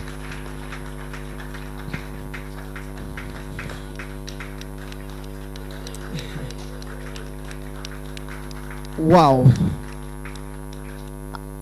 Andrew, thank you. Andrew Karamaji is a human rights lawyer pouring his heart out on the key issues that are hurting young people. And he speaks as a young person. Let's get some of your more views and comments. And we have the member of parliament here in the Tanzanian parliament. Sorry, I didn't get your name, but if you can just come here so that we have the cameras follow you on this issue. Honorable Gwakisa, please, let's give her some love as she comes in. Today we discuss key issues that affect us as a people and young people within the region. And our voices have to be heard and will be heard. Honorable, you're welcome. Thank you. My name's Ngwasi Damas Kamani, as you introduced me before. A member of parliament, youth representative in the Tanzanian parliament. I had some views to say, but I believe I cannot say it better than the previous speaker. What I think is, what we need to discuss this issue by first identifying what peace is. We need to understand what peace is before we discuss as to how we as the youth engage in peacekeeping or peace breaking. Peace is a state of tranquility. You know, I'm not in war. But are we really in peace, the youth? How can we keep the peace if we are not in peace ourselves? We need to ask ourselves that. When we discuss about South Sudan, because it's the lead area for discussion today, the youth there are not in peace as it is. They are not in peace because there is a lot of unemployment, a lot of political unsatisfactionness, which makes them think that they can take action, and they do not think of any other way to take action, or they cannot think of any other way they can warrant the government's ear, and if it's not through guns. How are we silencing the guns if we do not take care of the problems that made them take the guns beforehand? So for me, I think the issue of youth contribution in peacekeeping cannot be discussed independently. We shall only be dealing with the leaves of the tree, whereas the tree still stands. We need to look at the roots before we uproot the leaves. If you uproot the leaves, the roots, then the leaves shall automatically perish. So here, just like the previous speaker submitted, I think it's time for us to look at the roots. But then all the speakers from all over have spoken that we at the youth are victims of, we are being rallied. But before we are victims of being rallied, we are victims of bigger political, social, economic, and moral issues. So we have to take care of the primary causes before looking at the secondary causes. And for that, I think I can relate this to a child. There is an insect biting the kid, and the kid is crying. You silence the kid, whereas the insect is still biting. You may not like the sound of the cry, the noise of the kid, but you have to submit to it. You have to listen as long as the insect is still biting. Take care of the insect, then the kid will just keep quiet. So I think it's about time for us to look at the root cause. We, the youth, are victims. You cannot speak to a victim that you should keep peace, whereas they are the bigger fish. You're supposed to talk to the system, talk to the bigger fish. And here I'm speaking to all the NGOs, international organizations, multinational organizations, all peacekeeping entities, to start looking at the root cause. We need to start talking to the system. We need to start looking at the problems that make the youth feel like it's the guns that can be the only solution. In short, we are just warranting for attention for the problems that we have. And I also submit to what the contributor from Kenya said. It's about time we also start educating the youth of tomorrow, who are the children of today. If we start talking to them about the alternatives and the hope for a better tomorrow, then they will look for a better solution than taking up guns. But before we do that, we need to look for the bigger fish. We need to look at the root cause and not the leaves. Thank you. Round of applause to the Honorable Member of Parliament. I think she gave quite an interesting analogy of the insect. So we need to deal with the insect, right? We need to deal with the insect for the children, for the child to stop crying. I love the reality that the conversations that we're having, these are real conversations. These are not, reports or what. These are core to our existence as young people. Let's cross over to Zaida, who is live for us from Juba. Zaida, a couple of questions coming through from that audience that we need to listen to, and perhaps reactions from Juba on these key issues that have been raised. Zaida, over to you.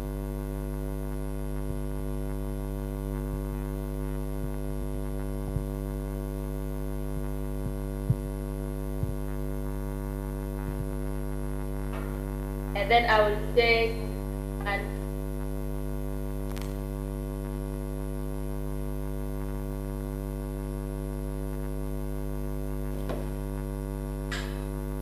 come forward. Come forward. Give your reaction. Be fast. Thank you so much. I will start with peace and security keeping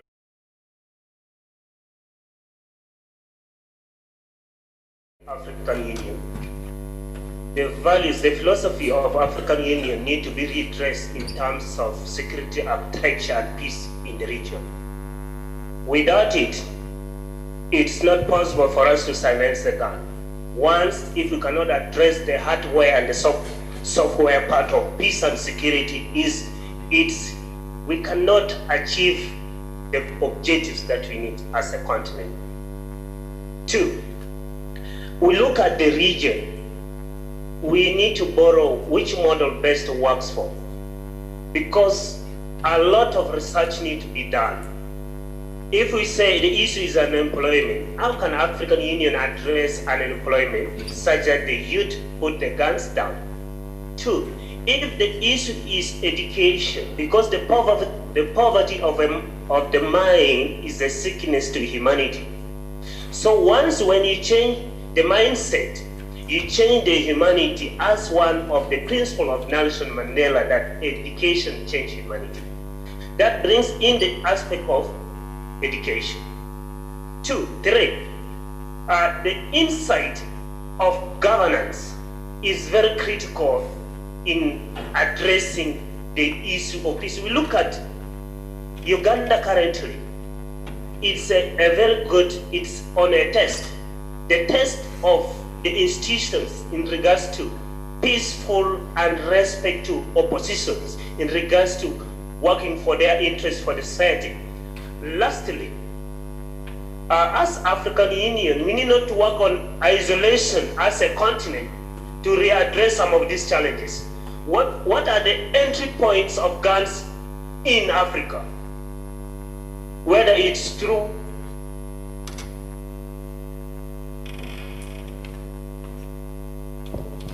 and transportation or exportation of guns into these countries. But once if you cannot address this bilaterally, it becomes difficult. What comes in is a multi-modal approach need to be put in place. One issue of governance, issue of constitutionalism, issue of human rights, issue of agricultural production, issue of employment. All these, if are not consolidated in the mechanism of silencing the gun, it's very difficult for African continent to achieve the mandate or the doctrine of the 2063. Thank you. Thank you so much.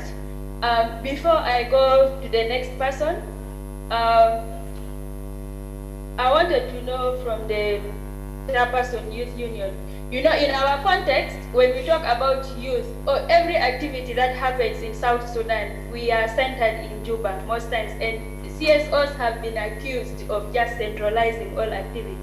So I wanted to know, when we talk about youth, there is the rural youth, the youth who are in the camps. And no matter what we do in Juba or whatever thing we want to do, you realize that those people, they are just neglected or cut off. So as the Youth Union, what are you doing to make sure that we are inclusive?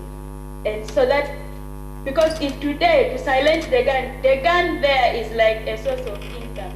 They use the gun to get food. They do not have alternatives to get food on their table. So what are you doing?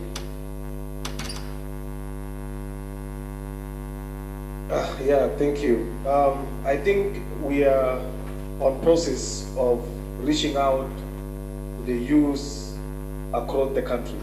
We are now develop a concept on how we are going to reorganize and form the unions at the state level and county, Buma, up to Payam. Because we believe the majority of young people in South Sudan are living in rural areas. Most of them are cattle keepers, as I mentioned earlier.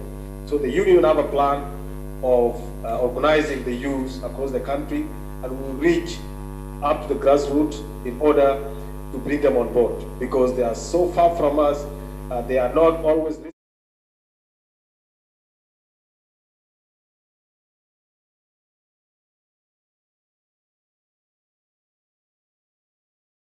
And we are going actually to engage them. I just wanted to also comment on the issue of the guns. To me, I don't think the guns are the problems. The problem is our mindset. I think most of us are following United States elections, and we have seen Trump supporters plus Biden supporters. All of them are arms like their special forces, but there was no single bullet. That means it's the mindset. So if we want to silence the guns, it's not the absence of guns is meaning of the silencing of the gun. It's the mindset of people. We need to change the narrative. We need to talk to our people on how to end the guns. And I think these are our collective responsibilities. If the people of the United States have their own sort of guns, and there was not single bullet, and there were fightings, and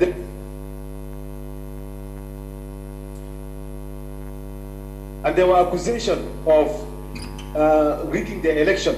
I believe if it was in South Sudan or in Africa, it was become like there is a civil war already. But because of the understanding of the people and the matureness of the decisions in the United States, that's why there was no single bullet as fired. So we need to work on how to change the mindset of our people, on how to always depend on peaceful settlement of our issues. And I believe the national dialogue was a prime example on how best we can discuss our issues Thank you. Thank you very much. To you, James, what can CSOs do differently so that those youth in the camp benefit? Because like I was saying, there's no way the gun will be silent, and he even said they have the guns, their mindset is not changed. What can be done differently, or what can the young people do? In South Sudan, there is bad governance, and this bad governance has produced bad system. We have to agree. In South Sudan, there is a huge level of ignorance. And in Juba, most youths thought they are clever, but they are more ignorant. They follow things that do not benefit them. And this has actually impacted the youths in the rural areas. Because in South Sudan, the youths are the perpetrators and the victim. I'm very sure when the guy in Tanzania was talking about youths are victim, in South Sudan the youths are victim and the perpetrator, because the youths are the one carrying the guns. The youths are the one fighting on behalf of Salva Kiir Mayardit, and they're the one fighting on behalf of Riek Machar. So it's not a fighting between the two forces. So what do we do as youths in South Sudan to fight some of these content issues? One, apart from going through the political structures and the union, I would advise the youth in South Sudan to continue building strong youth organizations, both in Juba and in the rural areas. They have to invest in networking and coalition buildings. We want to hear rural youth networks, urban youth networks, village youth networks. This needs to happen. This is important because it will help us to organize activities like sports that can unify us, can also help us to organize cultural activities, can involve women and youth in those arrangements. This is important. Number two, it's important for us in South Sudan to begin thinking about training youths on conflict and peace building. That's important because the capacity we have right now is very small. Sometimes our own youth, even when ask them, what is peace building, they cannot define. So how can you work in a peace building organization, yet you have no understanding what is required to even build peace? Number two, it's important for us to begin talk about reducing conflict among rural youths, because we need to begin supporting youths on making dialogues. We cannot address tribalism, the Dinkas, the Nuers, the Kakwas, whatever. They hate each other. We have a rank, people fighting the youths to leave rank, and we're talking about building peace, silencing the guns, yet the guns are used for killing our own selves. So we need to dialogue among ourselves, because it's through the dialogue that's where we define what are the key priorities that we need to address as youths, and what are the key priorities the government of South Sudan needs to support us in order for us to engage on some of those issues to contribute to silencing the guns in South Sudan and therefore the African Union. The last point is the issue to do with training youths on other alternative livelihoods such as agriculture, so that we don't talk about oil. We should begin fighting. We use the gun, which is the hoe, to till the ground, produce food, so that we have food in our stomach. Because one of the biggest issues is the danger of hunger. Our people are hungry. When they are hungry, then their sense of reasoning disappears, and they use the guns to be looking for the next solution. Thank you so much. Thank you.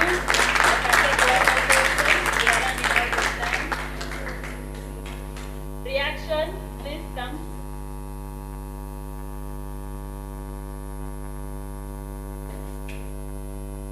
Thank you. I'm called Anna Manana. I read Adam and I. Okay, I think first when they talk about youth, some of the soldiers are youth and some of the soldiers are children. And when they address the youth, look at us. At least I know that gun is dangerous. He knows that gun is dangerous, and she knows that it's not right to carry guns. But the ones who carry guns are the soldiers. And these soldiers, some of them are adopted in the areas. Some of them hardly speak. They don't know how to write the names. Neither do they know how to speak anything. They are never educated. And the only thing they have in their minds is the command they get from the commanders. That's one thing. We shall continue with that fighting because the right people who are carrying the guns do not know the disadvantage of carrying guns. You need to wrap up. Then another one is, I love what Christine said, that mobilizing ourselves is indeed the best. But the youth that we have now are never united. Even us now in the hall, we are never united. I love what Boboya said, that all the other youths in the villages, but right now when we talk about the YouLead Summit, there are other youths in the villages who are accepted, but they will not come here. They are being removed out. And even in the internet is so poor that they can never connect to here. Thank you. Thank you. Sorry, we don't have much time. Please come, the lady at the back, and then I'll take a question from you. Please, okay, speak. Zaida, we have 2 minutes to wrap this up. Thank you so much. My name is Yoel Gakwot. Freedom is the will to be responsible for ourselves as young people. So my question, the issue of silencing the gun, I think African Union are the people who are bringing us into this journey. And I would like to assure them that let us think on the time frame about silencing the gun in Africa, especially in South Sudan. Is it African Union, why the African Union is supporting the government who are silencing the gun by force? Silencing the gun is not by posting people. How come? How can we going that people are posting and disarming them by posting them like bring the gun and whatever? So it happened in Rubek, in Lake State, and whatever. So in South Sudan. So we are calling for the African Union, to intervene in peaceful silencing the gun, because they have their own mandate, they have their own policies that they can give to the government that these are the things that government should follow. Thank you for your comment. Please come, speak from here. Just Zaida, 1 we need minute to wrap per this up. person. We have 1 minute, And right? please, if a reaction, say it. If it is a question, tell us whom you are asking so that you can get your answer. Thank you very much for the chance. My name is Joy Sabaha. First thing I want to comment for the speaker who speaks on behalf of the civil society. He talks about the many youths there. They are not even responding to the flooding. There is many. All right, I guess we have lost the link there. But these are really honest conversations that are happening from all of us young people. And thank you for the honesty. And I think it's from here that we get to move forward. So I'll give my panelists, each of them 30 seconds to give their closing remarks. And then we'll go for a health break. And then we return with our session. I'll start with Petrida. 30 seconds to give your closing remarks. This has been a really wonderful session, in particular the fact that the whole concept of silencing the guns was birthed in Arusha itself during the African Union high-level experts meeting on peace and security in 2014. So ideally, it creates and connects the dots, and that's the power of the YouLead Summit, where we learn, connect, and envisage what we are going to do more from here. I think all the submissions that are submitted by different audiences who engaged actively are quite valuable, in fact, in a matter that the fact that it was more realistic and not being very political in a sense that we want to cover things up. And I think it's really up to us to actually own the mishaps that are happening, especially in line with silencing the guns or peace and security. And just to remind that the African Union is a non-binding body. So all the decisions and agreements that are put into place, even the campaigns itself that are put in place, within the African continent are made by the member states. So how do we work with our countries to actually influence the decisions they make during the AU Heads of States and Government Summit, which is held annually at the AU headquarters? But generally, I think we still have room to submit more recommendations. We have a session on Thursday, whereby I think we can share all the recommendations that everyone have submitted and be able to engage, but also just to also welcome some of the attendees who are here in person on one of the session on border and conflict to actually launch a report that we've done on counter trafficking and illegal migration during COVID-19 pandemic, and you can have an outlook from the East African region on why situations of Tanzania, Burundi, and South Sudan were not targeted directly. That's all. Thank you very much, Petrida, for that. Let's bring in Christine to wrap it up. Christine, you have 30 seconds. Are you there, Christine? Frankly, do we have Christine on the line or Karin? All right, I think we lost them. But thank you very much, Petrida. Thank you very much, Christine, Karil, and the entire team from Juba for those submissions. Interesting thoughts that were coming through, and I can assure you we noted most of these down, and it will be interesting to add them into the paper that is going to be submitted to the African Union, perhaps to be adopted by the different member states. Interesting conversations. I'm loving this. Let's go for a break. We'll be right back in the next. Oh, we have a comment or two from Abella, who is the director of the summit. Abella, you're welcome. Just a quick announcement. How are you doing, guys? You good? Yeah. Are we learning? Yeah. Are we getting our mind expanded beyond Tanzania? Sawa sawa. Sasa, this afternoon, when we come back, the agenda continues here, right? But then after lunch, we are going to go in breakout workshops. All right? So we're going to ask you guys to sign for 3 breakout workshops.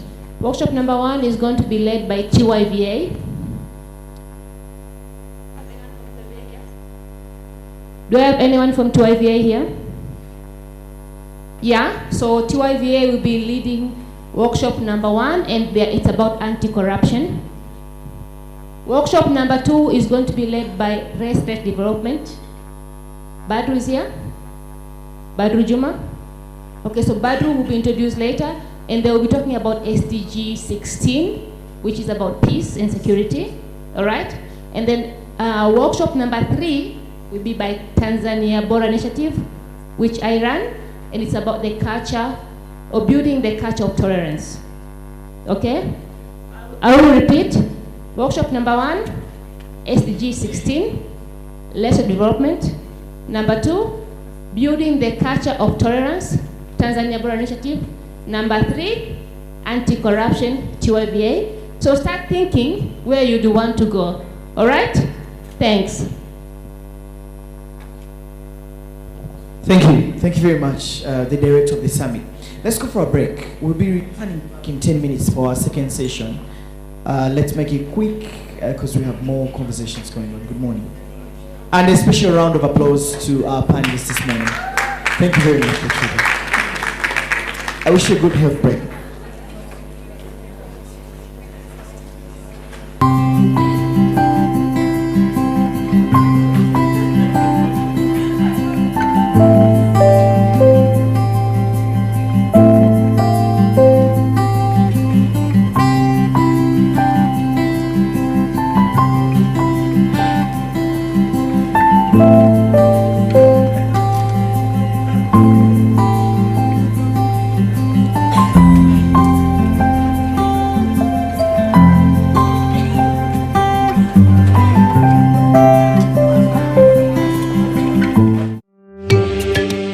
The prevailing global context has provided valuable lessons and amplified the need for visionary leadership across the globe. COVID-19 pandemic has brought in a new challenge to the youth. I think, as we all know, youth unemployment is a major challenge that has been facing the globe over the last few years. However, during this pandemic, it wasn't. Through it all, there's something special about the resilience of Africa's young people. the creativity, the will to overcome adversity, which is inherent in humankind, but shines even brighter in Africa. From the 23rd to the 27th of November, YouLead Summit will be held under the theme Development is People. This theme echoes the words of the founding father of Tanzania, Mwalimu Julius Nyerere, who stated that any form of meaningful and sustainable development has to be people-centered. Since 2017, YouLead Summit has been working to unlock youth leadership potential for a prosperous East Africa and the region. As a bank, our purpose is Uganda is our home and we drive her growth. We cannot say that as a bank we drive her growth without helping the biggest population in this country. The overall vision of ELF is to have dignified societies across Africa. And that is exactly what YouLead was also doing, that they wanted to enhance the youth voice in the East African region. As National Youth Council Kenya, we believe and we will continuously champion for engagements, meaningful engagement of young people, the Kenyan, the East African, and the African youth for a sustainably empowered youth. Partnerships are very important within this YouLead space, and not only for being a young person, but within our organization, because as young people, we realize we cannot move to the next step by ourselves. We need to work together in order for us to achieve our vision, in order for us to empower each other. Support YouLead in grassroots mobilization, grassroots convening and inventing of spaces for young people to actually have their voices amplified. Investing in people is one of the most assured ways of realizing a country's development.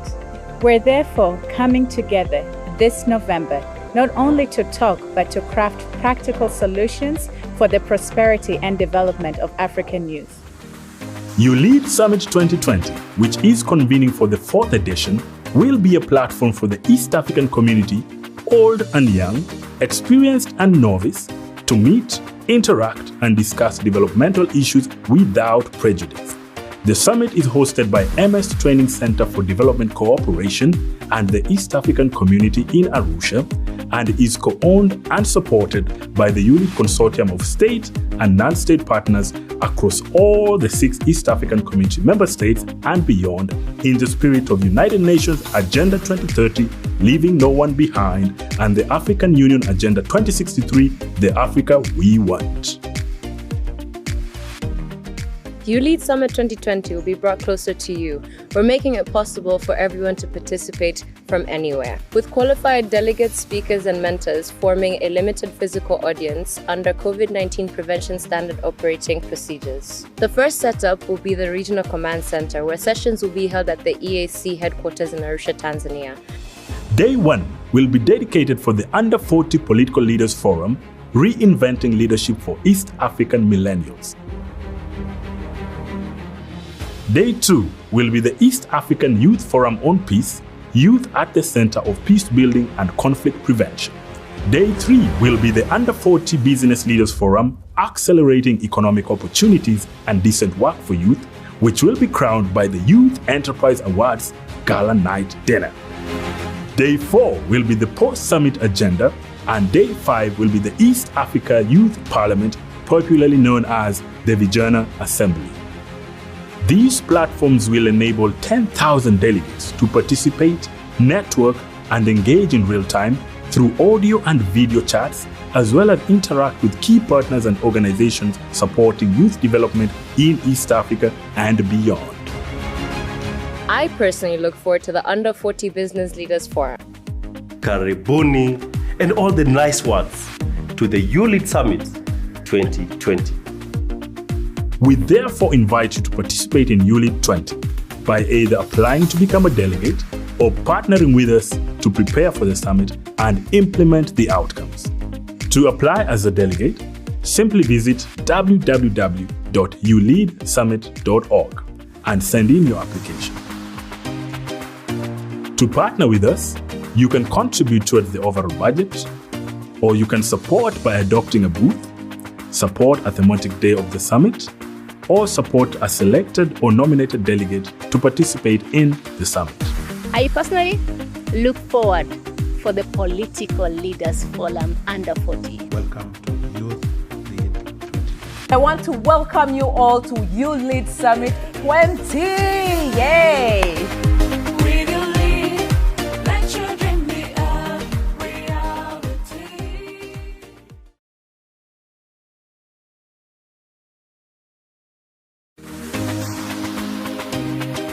Each year for the YouLead Summit, delegates have been converging at MSTCDC in Arusha, Tanzania.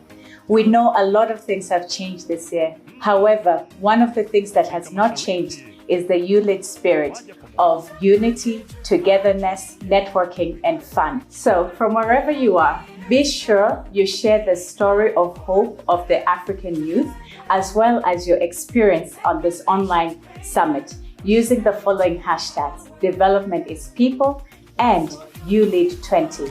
Welcome to the YouLead Summit 20.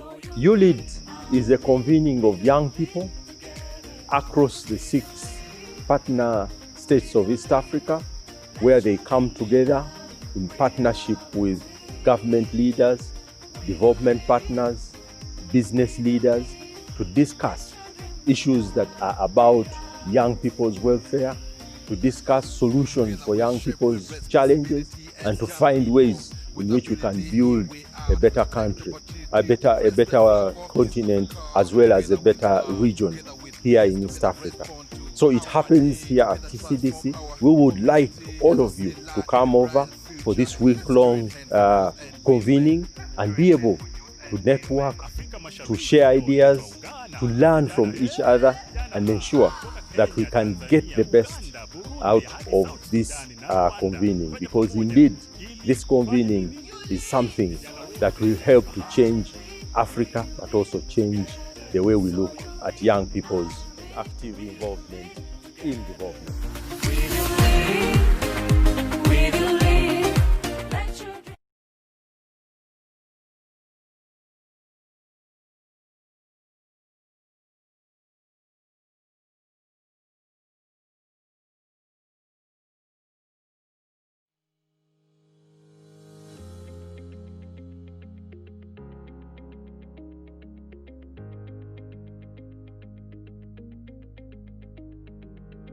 Hi, my name's Dennis Otieno, and I work for Shule Direct as a monitoring and evaluation manager.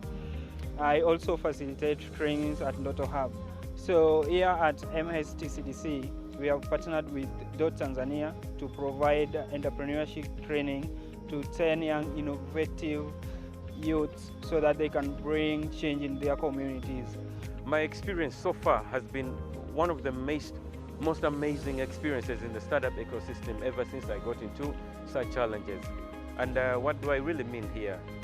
I've gotten to meet some of the people I've always wanted to meet. I've met the founder of Mtabe, Given. He's a very wonderful mentor. I've shared with him. I've met Nyalandu, founder of Shule Direct, which has really given me lots of insights. I've also met so many other leaders here that are pushing me to engage into how to get Kano Africa in the Tanzanian market. So we have been to different hubs. So there's one called Twende, there's one called Anza Tanzania, and there's one called Ubuntu. So these hubs are also hubs which are working in Arusha to help young people to bring changes in their communities in whichever innovative idea that they have. So the upcoming summit, that's the YouLead Summit. This summit is very amazing, it's very big. This is something that is putting together all the 6 East African countries. Now, pitching on a stage, I mean, to a market that has got 6 countries right in front of you is like the most amazing thing for an upcoming startup founder like I am. I would love to call upon youths to join in because it's going to be physical as well as virtual training. So I would love to welcome all the youths to join in all corners of the world. I encourage anyone out there, you're a startup founder, you're an ecosystem beneficiary, find your way to get to participate in the YouLead Summit. And all together we're going to bring development in Africa. Thank you.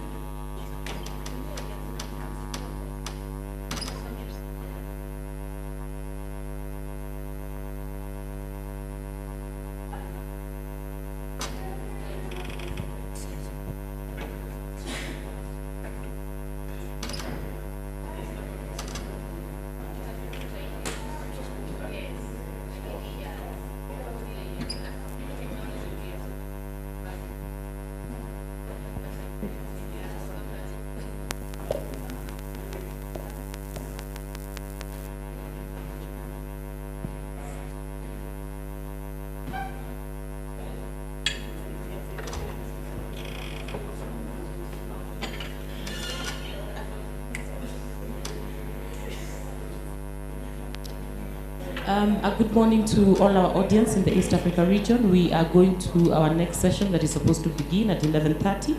We have all our speakers waiting, and this is a virtual town hall meeting. We are going to be addressing the topic of countering violent extremism. We shall be looking into some of the motivating factors and how the youth are affected by violent extremism in the region. But our focus for this conversation is on what tools are available for youth to participate in preventing violent extremism. My name is Stella Agara, holding brief for Solomon, who is going to continue with the remainder of the conversation. But for now, I'd like to introduce our speakers. One of YouLead's biggest partners on countering violent extremism is the Commonwealth, and obviously they have an interest in this conversation and will be represented by Amy Longland, a program officer from the Commonwealth London office.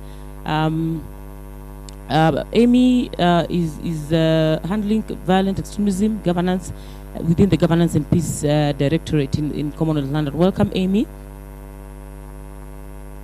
The second speaker for this session is Anne Maua, who's joining us from Mombasa in Kenya. Anne Maua is a community actor on matters of violent extremism and handling basically the extreme violent situations that youth find themselves in the coastal region in Kenya. She also has a lot of experience running programs supporting youth engagement in constructive conflict resolution instead of engaging in violent extremism. She runs an organization, a community organization called Uzalendo Africa, and she has quite some experience to bring into this conversation. Anne has also had quite an opportunity to participate in addressing online hate under a Facebook program, and within this she's looking at online hate and how it transforms into violent extremism on the ground. Welcome, Anne Maua. I think without further ado, we will allow Amy Longland to make her statement. Amy, make your opening statement on basically this presentation, introducing the topic and everything, and then we shall have Anne coming in as a discussant. Amy, you ready for us?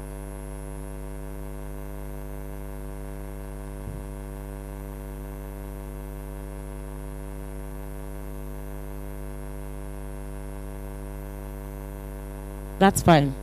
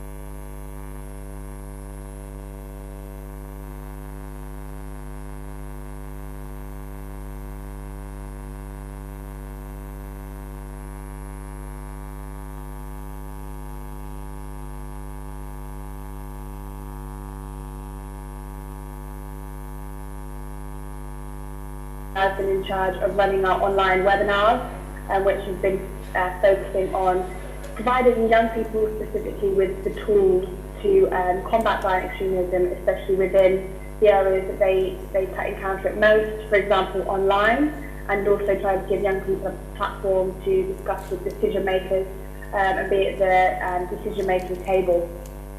So just a quick point about the CVE unit. The CVE unit has been in operation since 2017, so we're 3 years old, relatively new.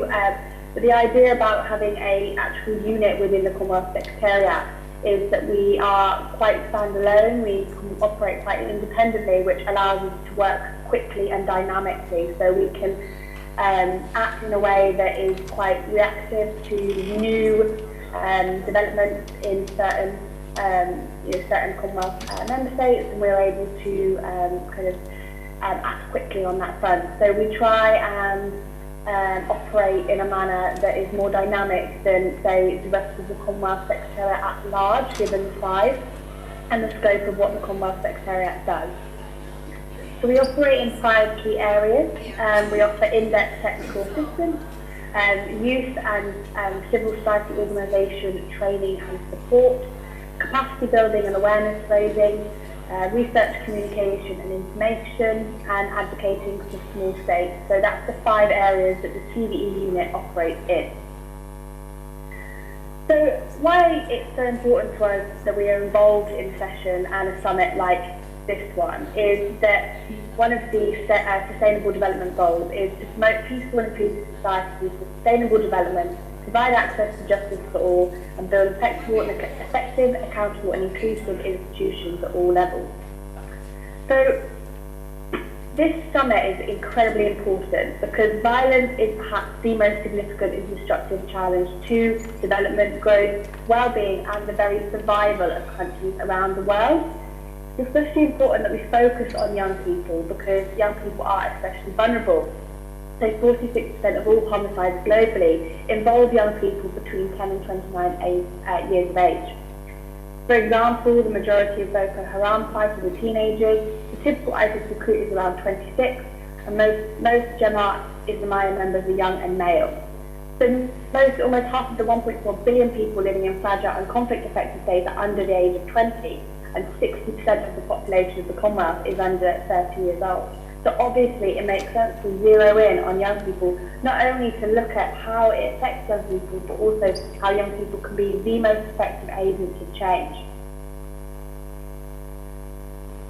So why I think as well this summit is really important, and I know this is a lot of text, but many CV initiatives frame young people as either the perpetrators of violent extremism or as possible victims of recruitment. And what that really fails to capture is the fact that that young people are part of the solution. So despite the fact that in most areas where young people spend most of their time, for example online, they come face to face with a lot of violent extremist content, we are not turning to violence. Young people aren't turning to violence. We are working to build peace and prevent violent extremism. And I think that really applies to the Africa region. Young people are aiming for change and taking the initiative. The response to violent extremism needs meaningful youth participation at all levels, and we really believe that in the CVE unit. Our generation, like the generations before us, need to challenge the status quo and demand new ideas and systems. And that's why this summit is so valuable to what we're trying to do. So to effectively address the drivers of violent extremism and promote peace, youth must be engaged as partners in the design and implementation of relevant programs and policies with a commitment to learning, partnership, innovation, impact, so that we are able to address violent extremism, because it is a defining challenge for our generation, for generations that come after us, and this has only been exacerbated by the coronavirus pandemic. And that's why we need to ensure we stay focused on these kind of issues going forward. So just quickly on what our definition of what preventing and countering violent extremism is. So PCVE, in short, is a global approach that is part of a broader counter-terrorism agenda. So you might have heard of counter-terrorism, which is the more hard approach, so that's the kind of military response to violent extremism, terrorism, counter-terrorism.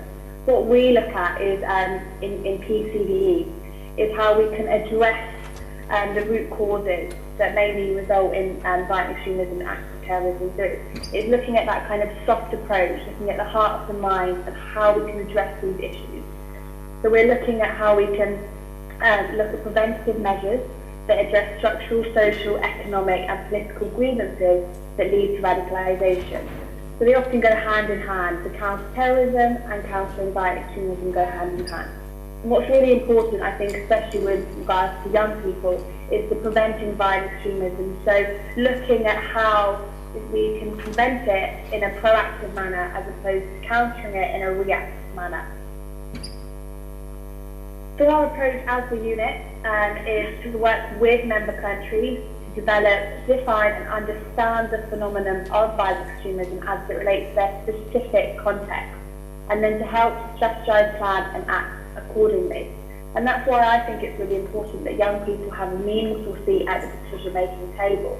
Because if young people are the most affected by violent extremism, yet are the most effective peace builders, then it makes absolute sense that young people should be at the table, at front and centre of the development of these initiatives, at being the agents of change that we need, not only for effectiveness of these programmes, but for their longevity as well. So I'm really passionate about the fact that young people really need to be the ones that are given prominence in these decision-making processes. So these are some mechanisms within the CD unit that we have identified as ways of preventing violent extremism. And young people really come into this in every single step. We have shaping norms against violence. Most recently, we ran a webinar on preventing terrorist use of the internet, which was training for young people on how to develop counter-narratives to kind of reject those online norms that might foster violent extremism in real life, and help to shape norms against violence, against violent extremist rhetoric, and hopefully violent extremist behaviour online. Young people are the most resilient and honestly have the best initiatives in combating a plethora of different global issues. And that's why we need to help increase resilience to violent extremism, to help to strengthen those protective factors that young people have innately within them that really help us to counter violent extremism. Importantly, address the structural conditions that drive violent extremism. So address the reasons why, especially young people might turn to violent extremism, might feel as though that's the only solution to have their voices heard. We need to look at why those happen and put in place initiatives to address those root causes. Counteract the benefits of using terrorist tactics, divert those at risk away from violent activity, and make it harder for terrorists to recruit online. So this all comes into looking at those structural conditions that drive violent extremism. It's really important that we as young people take the lead, take the initiative, and make it harder for terrorists to recruit our peers and others as well. So, young people and PCBE. So, despite what we know about the recruitment strategies of violent extremist groups, the uptake of extremist violence amongst young people is still low. So, despite the fact that extremist material really proliferates new spaces, like online spaces, the uptake is actually relatively low amongst young people. I think that tells us that young people can think critically about what they see online, perhaps more so than older demographics. But equally, that we're really resilient towards violence, really resilient against violent extremism. We can't discount young people as the really, really important agents of change, and while keeping us safe is important, we don't want to risk selling out young people. In addition, organisations such as YouLead in Africa and the Commonwealth Secretariat and USA, we acknowledge that we need to switch the narrative to recognise the use of positive agents for peacebuilding and security rather than stigmatising them as risks and threats. This is fundamental to not only this summit and our involvement in it, but also the work of the CDE unit and how we bring youth into that. So the emerging research and anecdotal accounts of practitioners suggest that many benefits of genuinely youth-driven initiatives, including activating interest in the subject matter, obtaining more truthful and useful insights into the various challenges in PCBE. And this is really important, especially with regards to the fact that in each Commonwealth country, obviously the contextual factors are quite different and they can vary. So that's really important. Providing opportunities to repair broken linkages between young people in the community, empowering young people to seek help and peer meditate with confidence, and creating relationships between young people who share an understanding of the challenges and solutions. And that, the final point, is really important, especially with regards to this summit that you're all taking part in. We need to create these relationships, these partnerships between all of you to share an understanding of challenges and solutions and how we can take more action going forward. And finally, here's some ideas from our perspective on how young people could participate in CBE and how government and decision-making processes could involve young people more meaningfully. So, as a lot of you might be involved in youth engagement, youth leadership organisations within your specific cultural, regional context, we need to make sure we're integrating government engagement. So integrating engagement with the Commonwealth, for example, partnership and collaboration into your strategies, plans and programmes. We need to ensure that young people are continuously reached out, especially those that are the most marginalised, and as young people we need to be making sure we're banging on the door and saying that we deserve to be listened to. And build partnerships with each other, other youth-led and civil society organisations on different levels, coordinate campaigns and activities, and maintain its independence and focus on PCBE. And so finally, what could we do? What can the Secretariat do to help? So first of all, the CBE unit. I really encourage all of you to get involved and follow the activities of the CBE unit. I mentioned one of the webinars that we did a few months ago.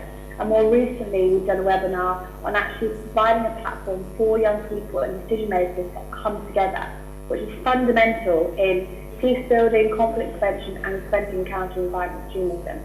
And the other webinar that I mentioned was using online tools to build peace and security. So empowering, training other young people to be able to reject narratives that are conducive to extremism online and build counter-narratives.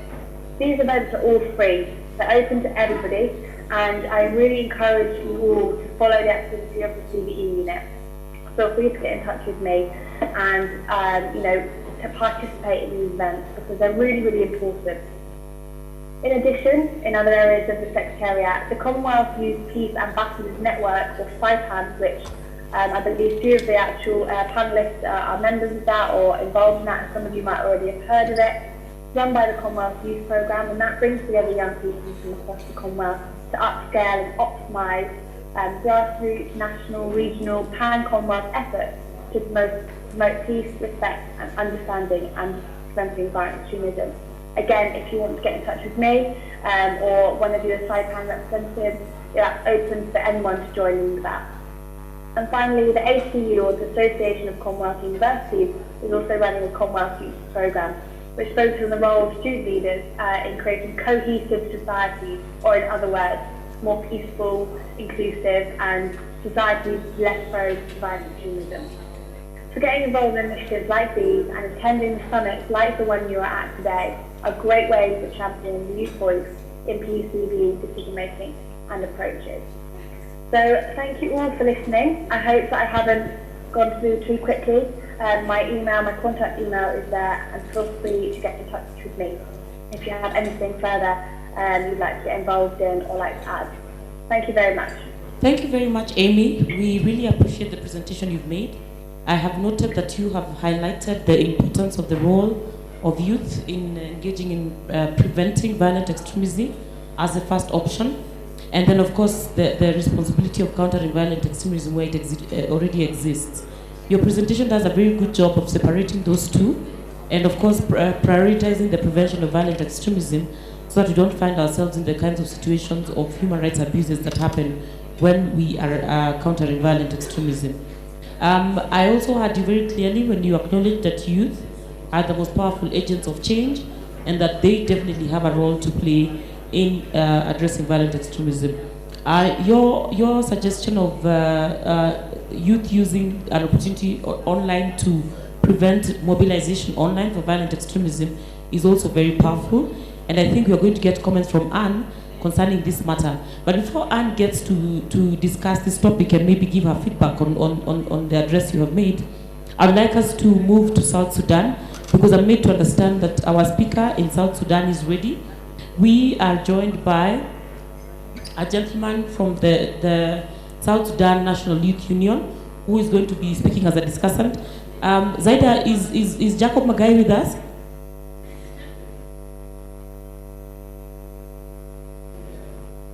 Zaida, is Jacob Magai with us? Yes, please, yes. Please introduce him and have him speak for 5 minutes, then you will come back to Anne Maua to discuss the topic. Yes, his name is Magai, and he is the External Secretary to the South Sudan Youth National Union. You're welcome. Thank you. My name is Jacob Magai for Danmata. I work for South Sudan National Youth Union as the Secretary for External Affairs. In the middle of this wonderful topic, encountering violence and extremism, in the context of South Sudan, first of all, we need to know What are some of these violence being practiced in the Republic of South Sudan, for that matter, before I moved to the region and actually look into the extremism.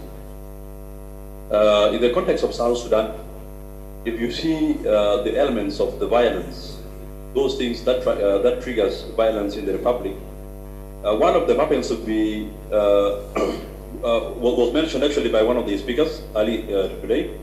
That's to say cattle rustling. This has been one of the things that actually cause violence among our people in the Republic of South Sudan. Another thing actually happens to be the issue of the land. If you see in the last resolution for the national dialogue, people resolve a lot of things to do with land, because it is one of the contributors to the violence in the Republic. I was just narrowing it to the micro scopes, and when it comes to the macro one, we are looking at the socio-economic and political influence to the violence, because there are other violence which are caused by political leaders, and then the other ones which are actually caused by the communal ways of doing things. Now, for the case of South Sudan, those are the two main factors that actually contributes to the violence. When you look at why this happens, first of all, we do not respect some of our laws which are set by the government. These lands are being regulated by the government at different points. And you find people leave the regulation of the government, you leave the law there, then you practice your own way of doing it. This is one of the ways which actually, because when you do something by yourself, it's very difficult for you to have a clear guide. And here it causes violence, because already you will be contravening with someone's rights, which are infringed in the constitution. And definitely, you can actually cause violence. Not only that, as I say, things to do with also cattle rustling. You know, our youth are made to understand that. Okay, during the post-conflict of the Republic of South Sudan, before we could reach to independence, our people had no other economic opportunities available to survive with. So most of our youth who were not engaged in the fight against the now were engaged in other activities that would actually serve them and give them resources to sustain their livings. So most of them happen to be victims of cattle rustling, and they have been practicing this up to the after the independence. Thank you. So Please, I'm just reminding you to stick to 5 minutes. All right, thank you so much. So with the theme of the extremism, when you look at the way our regional governments, South Sudan is part of the regional governments, is approaching the issue of extremism in Somalia. You know, one of the approach where they contribute troops to fighting it is one thing. Yes, it can work. But how are we able to sustain this? If we cannot be able to sustain this, is what are we doing with the ex-militants? The ex-militants for those extremists actually who were caught on in the exchange of in the conflict. So we need to also think beyond the box. If fighting them is one way, yes, of course, but of course we need to also think of what can we do to them. Some of them are actually victims. You find, take an example of our young men who trek from here to Europe. They call it desperate journeys. Now some of these people here would fail in the hands of the mighty militants. Then they are forcibly recruited. And once these people come back to their communities, what are we doing with them? This is another thing that we need to also look into. Otherwise, I thank you so much. Welcome. Thank you for keeping time. I'm handing over to Stella. Thank you, Zaida. I think Jacob has mentioned some very important issues in his speech, but one of the things that I've noted that is mentioned that is extremely powerful is the question of what do we do with the ex-militaries, the former extremists. What kind of process do we have for disarmament, for reintegration into the community, and what kind of programs are we running to ensure that these people do not then come into the community and begin to influence other young people to now become extremists? I think that's a powerful conversation that we must have here today. and see, you know, what kind of programs you can recommend to government, or what kinds of programs you can run, and what tools they can use to address that. Let me quickly introduce Anne in Mombasa, who's going to be speaking to us about the community experience and what experience she's had on the ground, engaging young people in countering violent extremism, and whether she's had any success in preventing violent extremism. As soon as Anne is done, we are going to have our moderators, Solomon, helping us with the Q&A on this side, and then Zaida is going to help with the Q&A on the other side. Anne Maua, can you hear us? Yes, I hear you. Please give us your insights. Thank you very much for having me today in the YouLead Summit. I am honored. And just to give a bit of experience in what I have been able to do around violent extremism, I feel like we've been able to achieve a lot, especially when we talk about youth participation in preventing violent extremism in their various different small ways.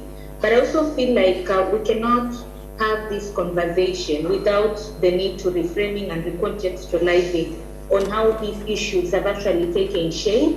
Because most of the times when we talk about the push and pull factors, these are traditional factors that we've been having over the time. But we also need to be alive to the fact that the trend is shifting and the ground is shifting. So some of these pull and push factors may actually have graduated to a different level, or we may be having new factors, and then that means then we need to change our approach, we need to change our reprogramming. But just to give a few examples, I've seen quite a number of young people both in Kenya and Eastern Africa trying to come up with different interventions, ranging from sporting activities to the use of theater and arts. We've seen very progressive young people taking advantage of the social media, because, for example, we cannot afford to ignore social media. Being a recruitment ground, it means if the extremists are working hard to recruit young people on social media, especially in the wake of COVID-19, then we need to go a step mile, we need to go one step ahead. And then, ladies and gentlemen, we cannot have this conversation without, talking about the whole idea of myths and disinformation, because most of the times, even when we talk about religious aspects, it is the false connotations that are used to lure young people, and therefore the question of myths and disinformation and how we can address that, encountering the narrative, becomes very critical to today's discussion. I have also been successful in mentoring quite a number of young people in different faculties, and most of them have used different approaches, like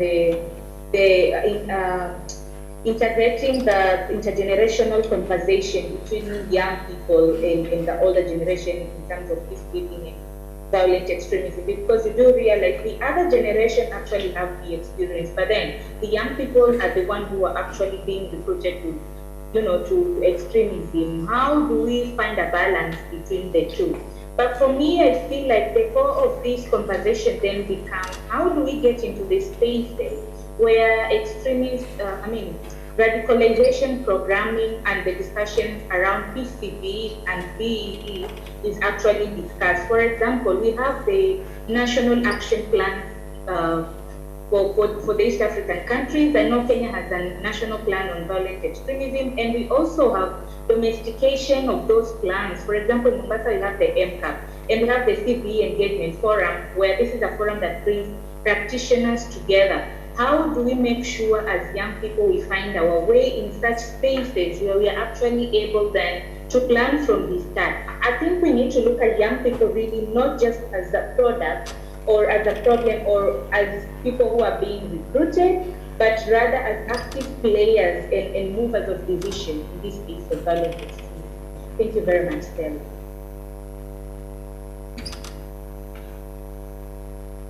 Thank you very much, Anne, for your submissions.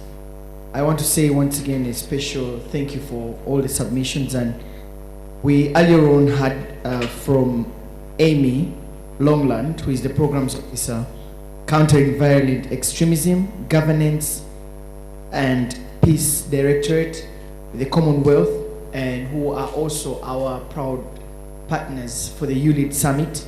Annie Maua is from Wazalendo, Africa, and YouLead alumni. Well, we're now going to cross over to Zaida, who is my colleague in South Sudan.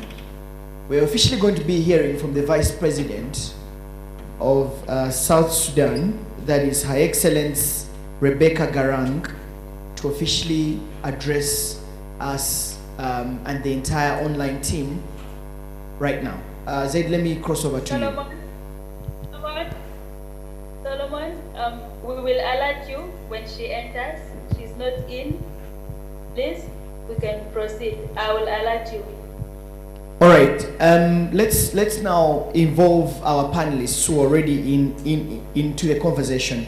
Perhaps let me bring Amy back. Amy Longland, who is the programs officer for countering violent extremism, governance, and peace directorate in the Commonwealth.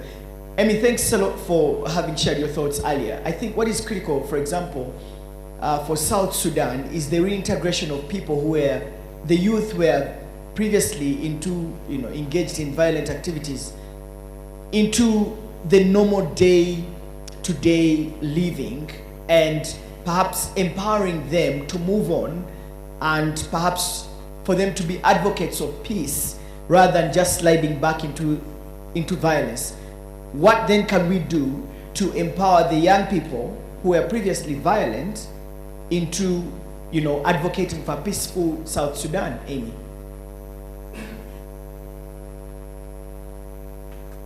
Thank you for that question. I think it's a really, really important one. And actually, the CVE unit is doing a project at the moment which is developing a manual for the returning, for how to manage returning foreign fighters.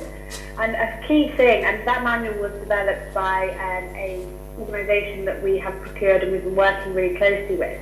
And they did a lot of research with a lot of our practitioners, a lot of our consultants, and everyone within the CVE unit. And a big thing is, again, coming back to how can we, a lot of the reasons why young people turn to violent extremism is structural factors where they don't feel as though they're being heard. There aren't actual avenues for their voices to be heard within decision-making processes. So that leads them to feel as though violent extremism is the only answer. And in addition, there's a real breakdown between that young person and the community from which they come from. And this can propel young people to leave and to go and go abroad and become a foreign fighter abroad. Another thing that which really motivates young people to go abroad and become a violent extremist is a lack of a sense of identity of belonging. So when these young people come back to places like South Sudan, it's really important that those kind of three areas are addressed. So first of all, what are the structural issues that have provoked them to go in the first place, and how can those be addressed? How can those be mitigated, and how can we work on actually not looking at this individual as just somebody that doesn't matter or is irrelevant because they've gone away. Why did they do that? What are the reasons why they've done that, and what can be done? What can be done to address those issues? Secondly, that breakdown between that young person and the community that they've come from.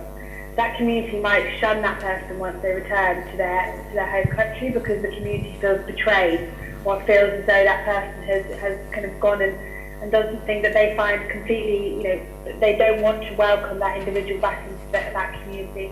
But that's fundamental because it links back to my third point, which is that lack of a feeling of identity and belonging. So the community needs to be empowered and supported to really welcome that young person, that individual, back into that community, so that sense of belonging and identity is there, and that those issues that propelled them to leave in the first place are also addressed. So as I say, we're developing the manual for managing returning terrorist foreign fighters at the moment. It's a really, really important question, and those three areas that I've mentioned, I think, are fundamental for how to manage, especially if a young person has gone abroad to become a foreign terrorist fighter. Thanks, Amy. I think that is pretty clear. Let me bring in my colleague from South Sudan, and Jacob Mangai, who is the External Secretary for the affairs of the National Youth Union. Jacob, you were earlier on listening to the submissions from James, and James seemed to be alluding to the fact that the young people have not been, brought onto their development agenda of South Sudan earlier on, that they have not been empowered enough.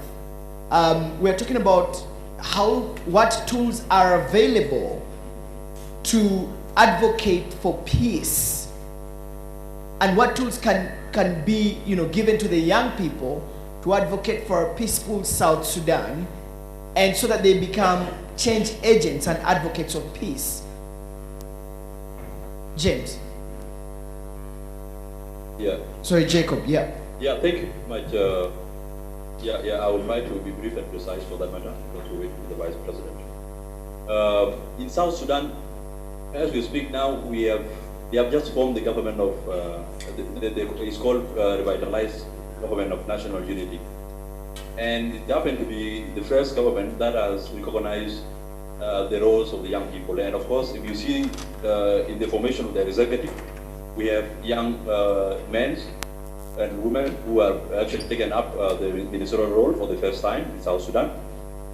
So here the question of youth development has been settled at the executive level. We are now waiting to see in the legislature and the formation of the state subsequently. Once all these are done, then this would actually provide us platforms where we can actually advocate for the youth representation and youth activities and things that can be done to empower our civil population. Of course, we have that at the national level. And on the other hand, when you look at the roles that most of our organizations are playing here, yeah, of course, we can see when it comes to civic engagements, a lot of activists, a lot of people are talking, but the impact of all our talking here is not being seen at the grassroots levels. So I am actually still appealing to all of us who are at the forefront of fighting for the youth engagements and youth involvement in all these processes. We need to actually go deeper. We need to actually go deeper to create that platform where those who are not able to access, as we speak now here in Juba, there are people who are not online. There are people who are not getting what we are talking about here, but they are South Sudanese and the young people. Of course, we need to actually give them that platform where they can as well do this. What government can do? Yes, of course, we have now a youth development policy, which is going to be tabled in the parliament in the next few coming days. Once this youth development policy is passed, then we will have now a claim to the government. We will now hold the government accountable for not doing X and Y and Z for the young people. But of course, as we speak now, this development policy is not there, and it's one of the challenges actually that we are pushing on the government. And I want to thank all of you who are advocates of this. We need to push the governments. Once this parliament is reconstituted, they should actually pass this development policy so that we can hold government accountable where necessary. Thank you. All right, thanks. But I just also wanted to invite you, again, Jacob, if you could just stay there for a second. Do you think that the young people have now been brought on the forefront on the conversation of the development agenda for South Sudan? Because I remember James was really strong on young people left behind and the people in the executive not so much giving them an eye or an ear to listen closely to their issues. You are in South Sudan, you've been monitoring it, you belong to a youth organization. Your thoughts? Thank you. First of all, we have just seen the formation, we have just witnessed actually the formation of the executive. And in the executive, you would agree with me, we have about 5 young men and women who have taken up roles now in the executive for the first time. It has never happened in South Sudan. That has actually given us a hope that even in the formation of the legislature, we will have more young people to represent it. We are also looking forward also to witnessing the state formations, because it is actually in this process that we are able to say we are truly represented as young people in this country. So for now, yes, of course, we can see in the executive we are represented, but we're still urging the government to make sure the same thing is replicated for the legislature and then at the state level, so that we can have that space. We don't mind who gets what or who gets what, but as long as a young person. That's what we're pushing now. All right. Thank you very much. I've been informed that the Vice President of the Republic of South Sudan, Excellency Rebecca Garang, is almost coming through the conference room, and when she comes in, we'll join our colleagues in South Sudan, and we'll certainly have the national anthem for South Sudan sung, and then eventually she will be giving her remarks, and then we can have a Q&A session with her, and then later on we can be able to throw our thoughts and analysis, and she'll be speaking at about 12:30. That's about 15 minutes from now. And so again, let me just say a special welcome to all of those who are watching us online. Remember, the hashtag is YouLead20 and development is people on all our social media accounts, that is on Twitter, on Facebook, as well as on Instagram. You can leave a comment or two there. We'll be able to sample your views and questions later on as we continue with this conversation. Again, the conversation that we're having is what tools can we equip to young people to be advocates for peace within the region. And we had very, very interesting views and comments earlier on before we went for a break that spoke about the key issues affecting young people and how we can transform them from just being, violent into being ambassadors of peace. One of the critical issues that came through the conversation is the youth to use cross-border networks to address violent extremism, and this was highlighted by one of the panelists, and I think I should bring in Anne Maua from Uzalendo Africa, and who is also the YouLead Summit alumni. Anne, I'm sure you're still with us. The question of...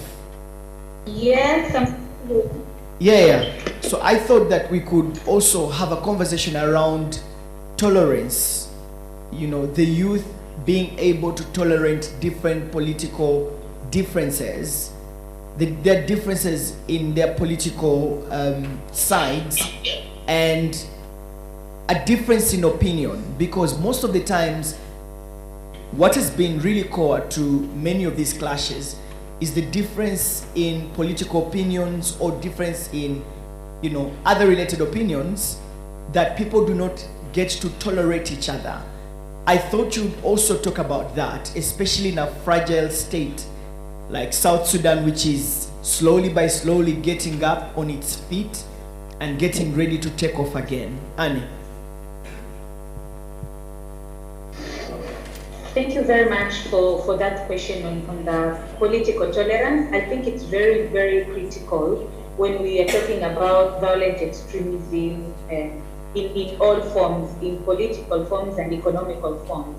It is very important for young people to actually exercise tolerant views and be accommodative enough to just allow other young people to belong to political parties. But I feel like the place at where we need to start this conversation from then, it actually becomes the place of understanding, first of all, what is our role as young people in the political space. Do we have a role to play in the political space, first of all? And then when we understand the roles that we have to be in political spaces or in the decision-making discourse, then we are able to now exercise tolerance. Because I like what Jacob, I hope I got the name right, from South Sudan said, that at this point in South Sudan, it doesn't matter which young people get what, but it is really about having representation in numbers, in terms of young people.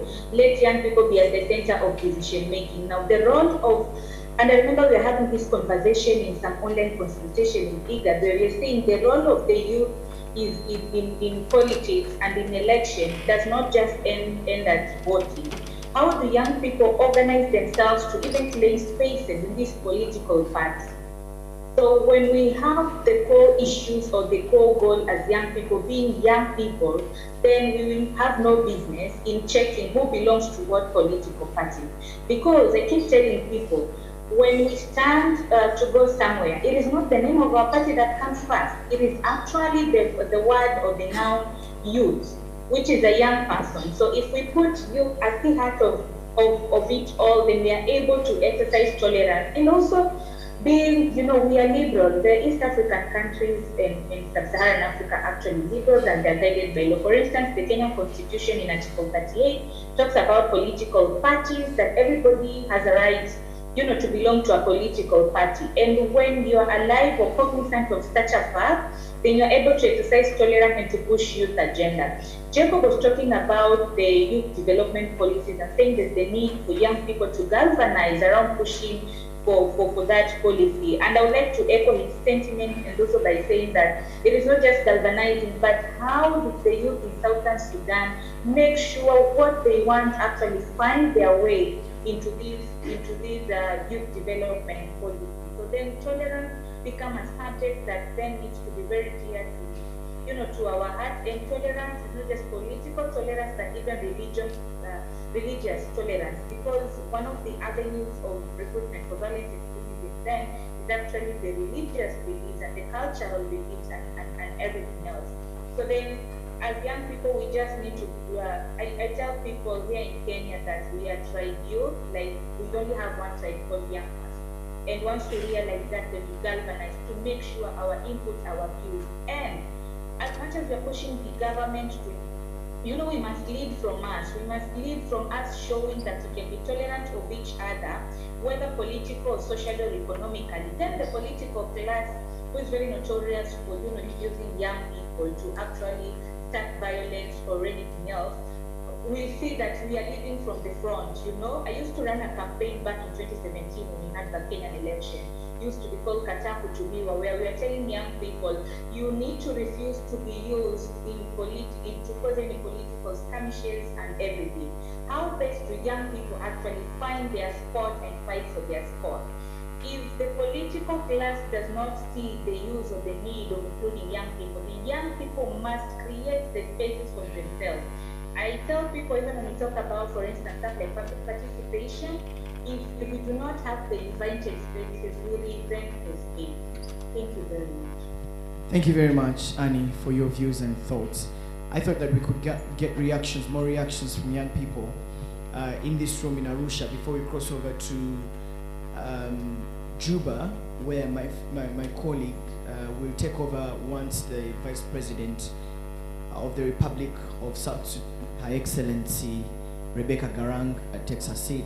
So we had several hands before we went for a break of people who wanted to make a comment on how we can be advocates of peace and what are the critical issues that we're supposed to be discussing and having a really, really serious conversation about our position in the peace process.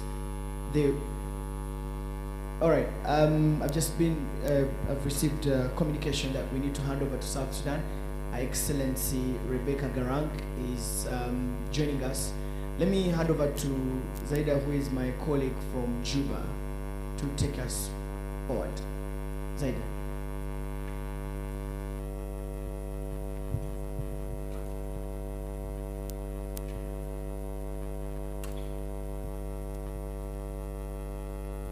For this moment, to hear from our mother. This is a gathering of young people. YouLead Summit is a regional, right now it is the biggest East African regional forum where young people come together every November to discuss their issues, to get solutions and forge way forward how we can live together as a region and move Africa to where we want to be. So I would like to ask the chairperson, South Sudan National Youth Union, to come and invite Her Excellency Madam Rebecca Nyandeng to give her opening remarks. Thank you.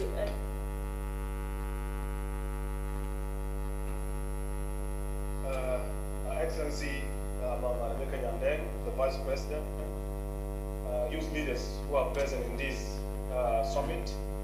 We are honored and privileged to have one of the icons.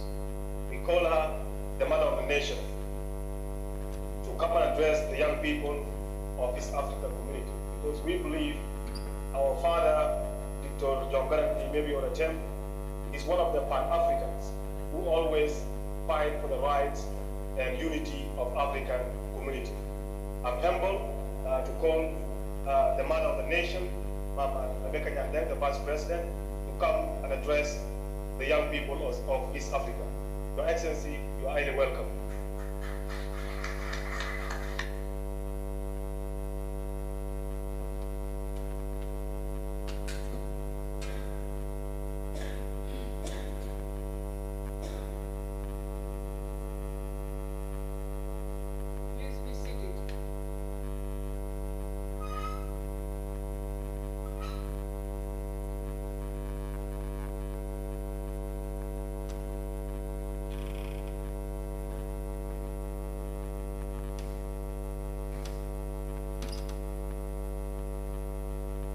First, let me apologize for joining you a little late because I was tied down for some reason, and you will really know when I say that I was tied down, because sometimes we hide things under pretext that I'm busy, but you will know that I was busy.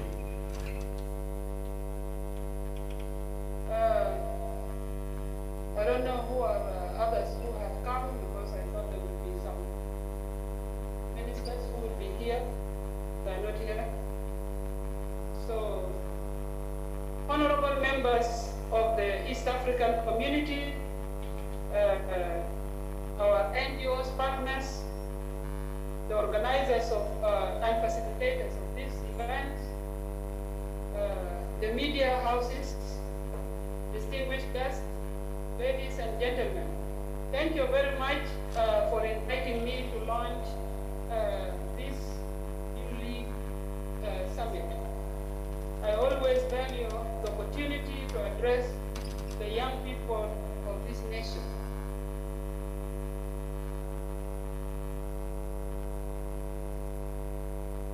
There is a question that has been eating at me for many years now.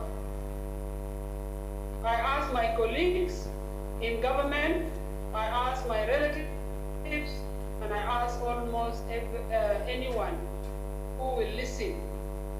The question is, what kind of country will the future generation inherit from us? I always ask. I don't know how many of us who are concerned to ask such questions. Our children, our grandchildren, and the many generations still to come, my own grandchildren, their grandfather have made legacy. What about me? I'm the one who's still here. What nation can I leave my grandchildren into? As the chair of the Gender and Youth Cluster, I have had the privilege of speaking and engaging with youth of various backgrounds,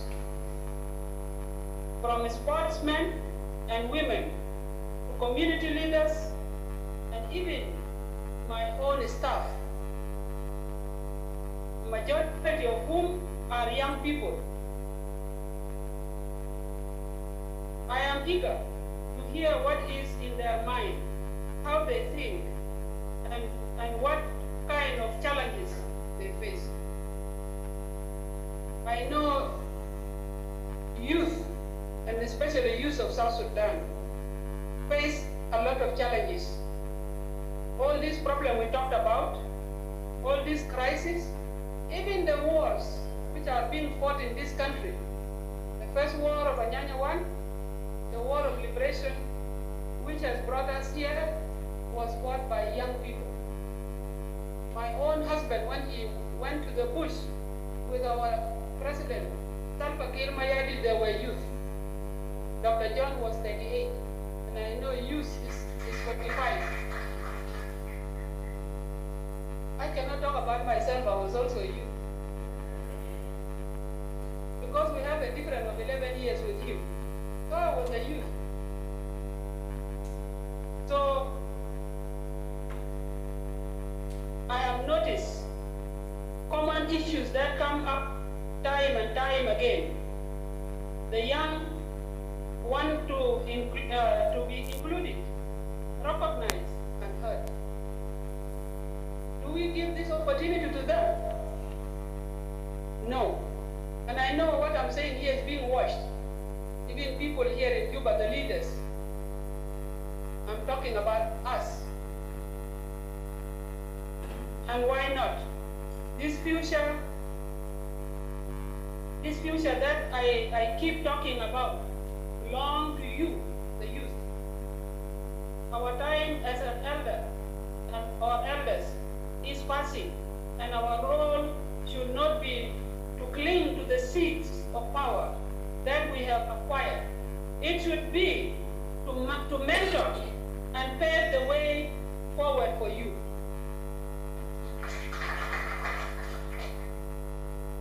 So, if you will allow me, I would like to share with you a few words of advice and wisdom, not just from Vice President to the youth, but from a mother to her children. What I'm going to do with you here, when I visited America, 2018, and I visited Australia, they were expecting me to go and talk politics, but I did not.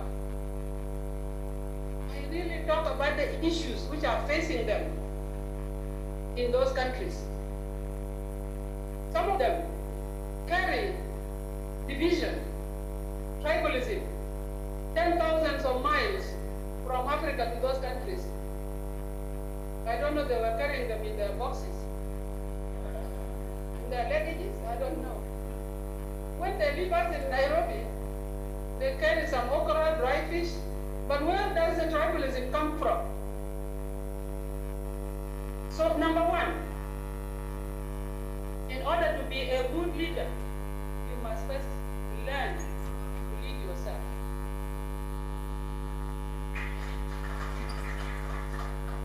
And I want to tell you something about this.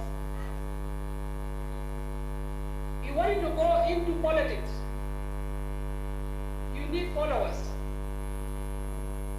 And if you don't lead yourself, to be an example, nobody will follow you. There's no leader without followers. When we went to Iowa, when we visited America with late Dr. John Gareth Mabio, he gave his remarks, and a young boy of maybe 6 or 7 years, came out and hold his legs and say, Uncle John, I wanted to talk to you. And he spoke. Listen to him, and the boy said, Uncle, how can I become a leader? And he told him, by leading yourself. You have to lead yourself. Let me tell you, this is from your mom. Because as a mother, bringing up my son, I wanted to first see what food he eat, how can he grow up, how will he behave. There was one time, my son joined in school. I was called, and I was told that, oh, you know your son is very aggressive, he's intimidating, and the lady talking to me, she was so small like this. So I thought that John was intimidating her because of height. No, it's not the height. You know he's aggressive, but at that time for me as a mother, I knew that it was adolescent. But that lady told me, no, he's aggressive. But I said, you know, this boy is very humble, he's quiet at home.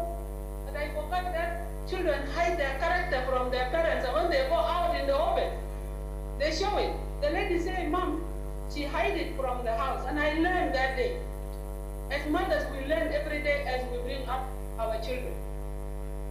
So, you You need to know how to lead yourself. This will bring us to number 2. There are many different forms of leadership, and you should not limit yourself to government position. Now you are job seekers. I don't like to be a job seeker.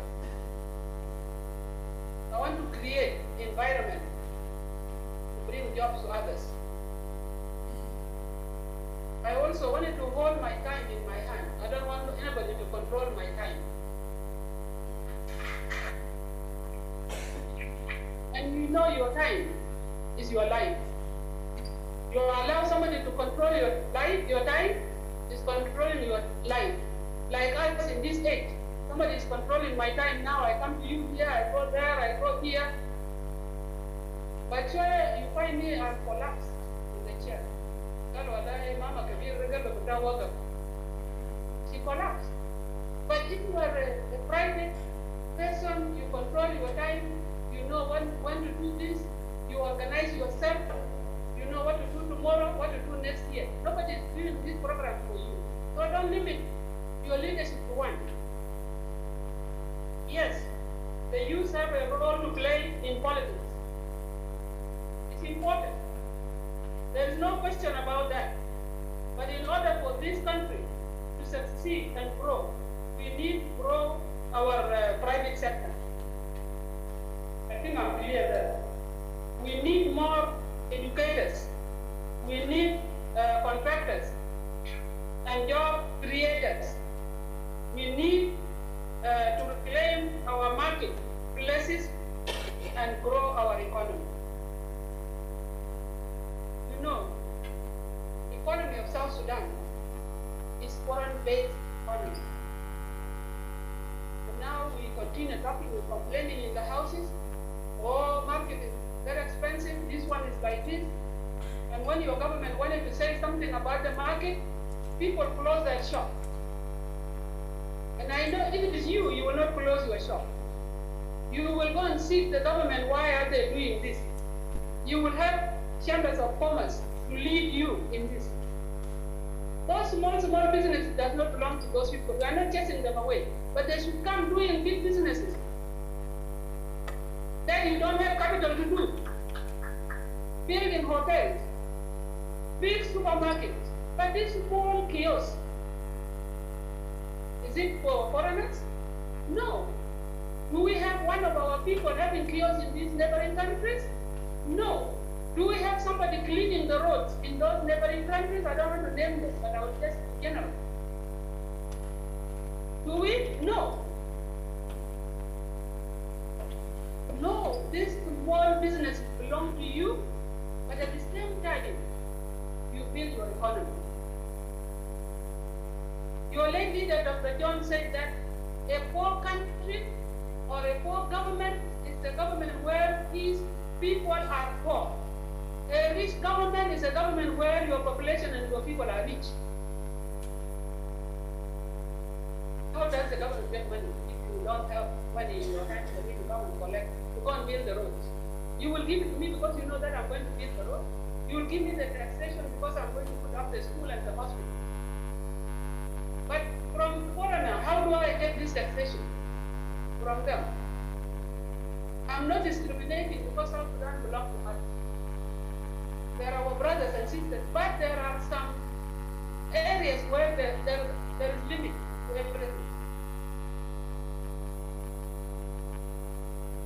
Number 3, be aware of what's happening in your country, what I say.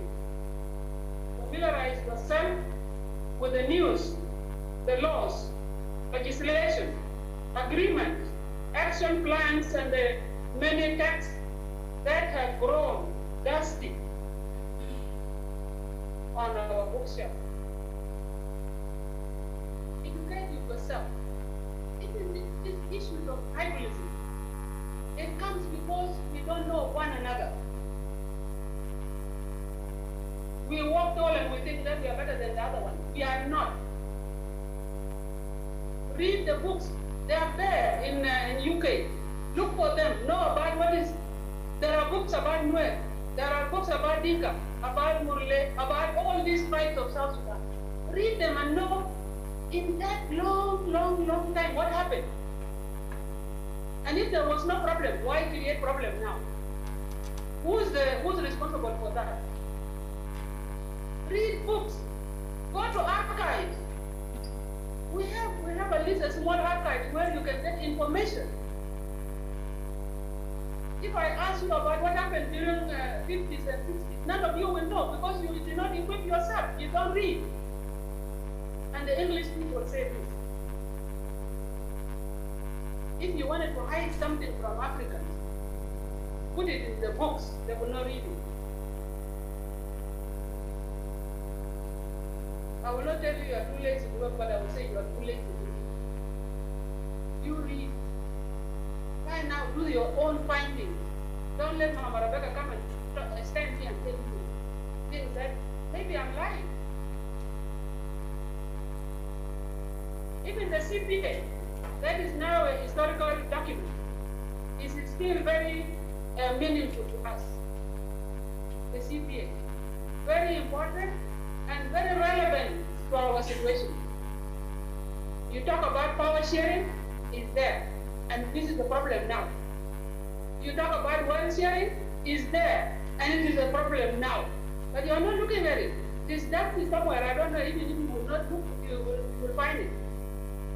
All these problems, tribalism and all other things is brought by issues of power sharing and wealth sharing. I think today somebody will go look for it. You will find yourself in this text, and you can be the driving force that transforms these well-written words into action. Well-written, and especially in the CPA. It's very well written, well put for you, for future generations to come. Finally,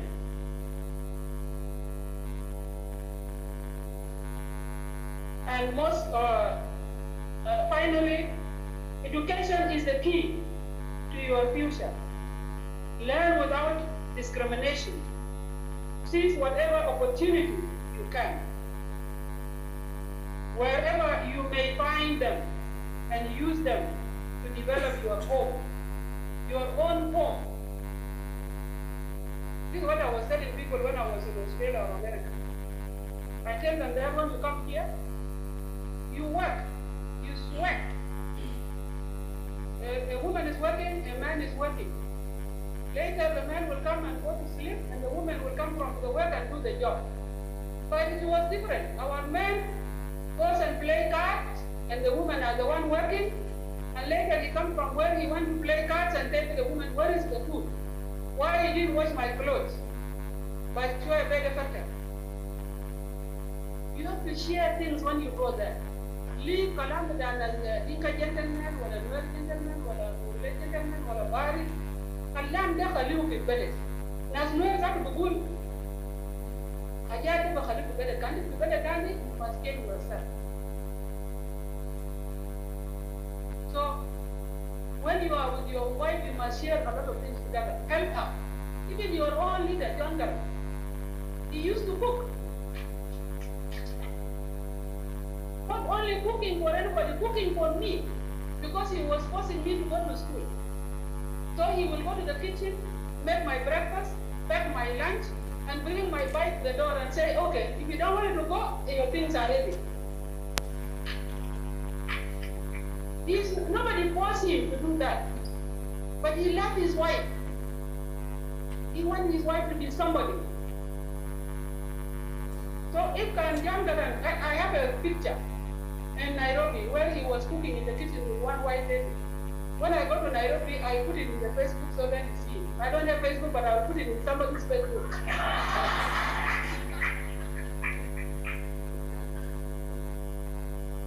So, love is sharing everything. There is no limit to love. Loving your husband or loving your wife. It does not stop anywhere. You are the key resources that we need to develop this nation.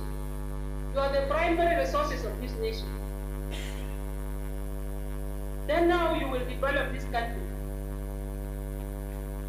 You are our revolutionaries, our doctors, our nurses, our lawyers, our politicians, our journalists, our farmers, our artists, and our activists. I put it last because we don't want to put it in the beginning. Everybody will be activists. Because after you have all these things, and if they are not done well, then you become an activist to talk about this issue. You don't criticize just for the sake of criticism. But constructive criticism is very important. You know? But let me tell you this, the mistake is also from us. We have not mentored you. And I wanted to do it in this. I wanted to do it in these 3 years. To mentor you, to talk with you. So that you leave these grudges. You come to me. I'm there to listen. To mentor you is more than giving you money. You understand? It's very important, and we have not done it. We occupied ourselves with silly things that are not there. We get money from a man in my house, I marry many wives. Instead of developing my children, if I have a lot of money, I build other houses, I buy my son or daughter a car, I go and marry another wife. And the other family who live in the house are suffering. This is what is happening. And they don't like me for this because they say, Mama Rebecca. They say, Mama Rebecca doesn't like many wives. I say, yes. It is written all over my body.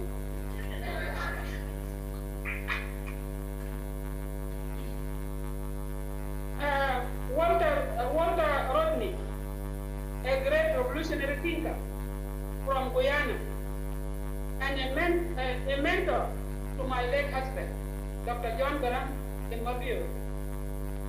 Walter Rodney, Dr. John read a lot of his books and he was a mentor to him.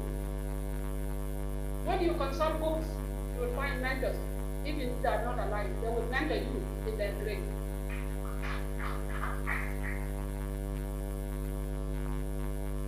Would encourage young scholars to travel far and wide to explore the many fields of education and technology across the globe, but to do so with their people and their nation at heart. This is another one. Outside there, we talk about you don't have patriotism in your heart. You are not nationalist. It's not born with the people. It is the services you get in that nation make you patriot. Not. If Caligona was about to fit the young man with my jacket, salute. Patriotism is a good way.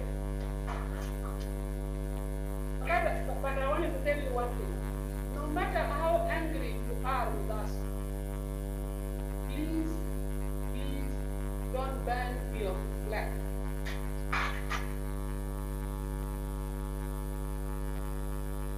Because I saw some people burning our flag. You are burning the flag of those who have died during the revolution. It's not correct. Your flag is you. I'm warning ourselves because of your flag is your nation. We can travel far and wide, but our nation is South Sudan. Allow me to add just one more thing. In a conference in Chibudu, Dr. John Garang mentioned that women are the marginalized or marginalized. But if I were to add into his statement, I would say that young women are marginalized 3 times over. Even among the youth who have been excluded in so many areas, women may still find themselves on the outside.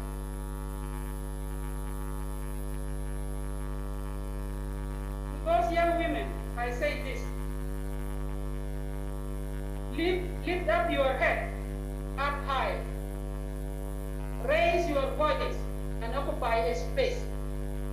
You may have to fight twice as hard, but your presence will be twice as powerful. Don't keep quiet. When people talk about youth, they think it is boys. Not true. When we talk about gender, it's not women. It's both. When we talk about youth, it is both. When we talk about gender, it is both. Because it is me who gives birth to both. To girls and boys. So I love my children equally. Lastly, I want to tell you that I know we, your leaders, have failed the youth of this country in many ways. We fail you. We use you to fight our battles, but do not provide you with resources. Jobs or opportunities you need to be self-sufficient. But let me tell you a secret. It is we, your leaders, who need you more than you need us. We need you. We need you in many ways. For example, when I came in, this young lady is the one helping me. I'm told not to carry heavy things. Now, if we chase you away, you are not near us. We can't do that. The good thing is that I brought young people. You can see them around and you can see them in my office. So it is us. Not only because of your energy, but because of the talents that you have. You have education. You have to use that talents that you have while it is still fresh. But let me tell you,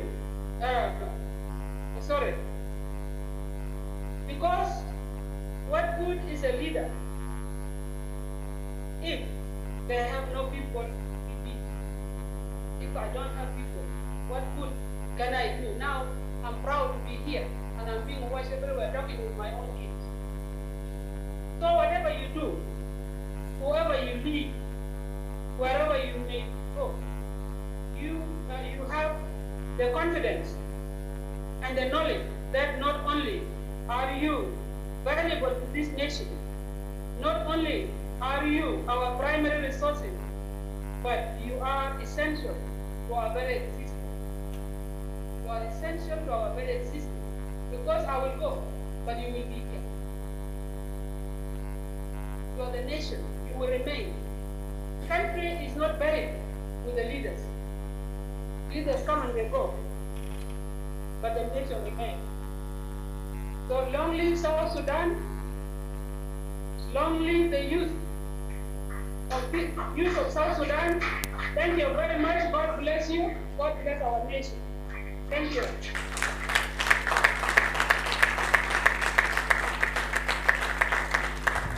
Thank you very much, Your Excellency, Rebecca Garang, for your remarks. We really want to appreciate you so much. We also want to say a special thank you to the entire team in South Sudan and all of those that have been with us online. I want to say a special thank you to Amy Longland from Commonwealth and Annie Maua from Uzalendo Africa, and also a YouLead Summit alumni. Let me hand over to South Sudan, to my colleague, Zaida, to introduce the peace icon from South Sudan to give his remarks before we officially break off for lunch. Zaida, over to you.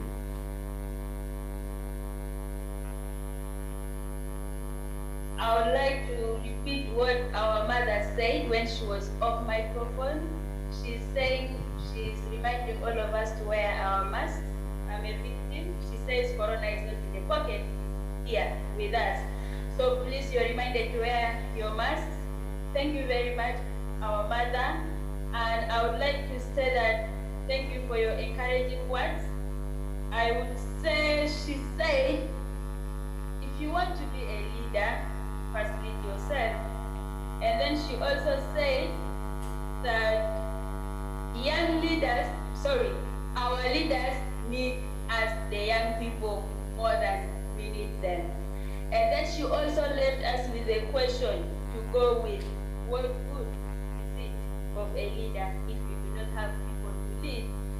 So I hope we listen and move forward from here, taking Africa where we want to be, making the continent we want. So later, in a bit, we will have an address from this icon. I'll tell you more about him when he's here and when the time comes. I would like to hand over to Solomon so that he wraps the session that was ongoing. And our mother, you can sit in and wait until if we close the session, if that is okay. All right, we're supposed to be closing the session, but perhaps that should be in the next 5 or so minutes. We're expecting to listen from the peace icon, but I thought that Zaida, you could get a few reactions from the young people seated in that room about Her Excellency Rebecca Garang's remarks as we hold tight and wait for the peace icon to come closer. Zaida. Oh.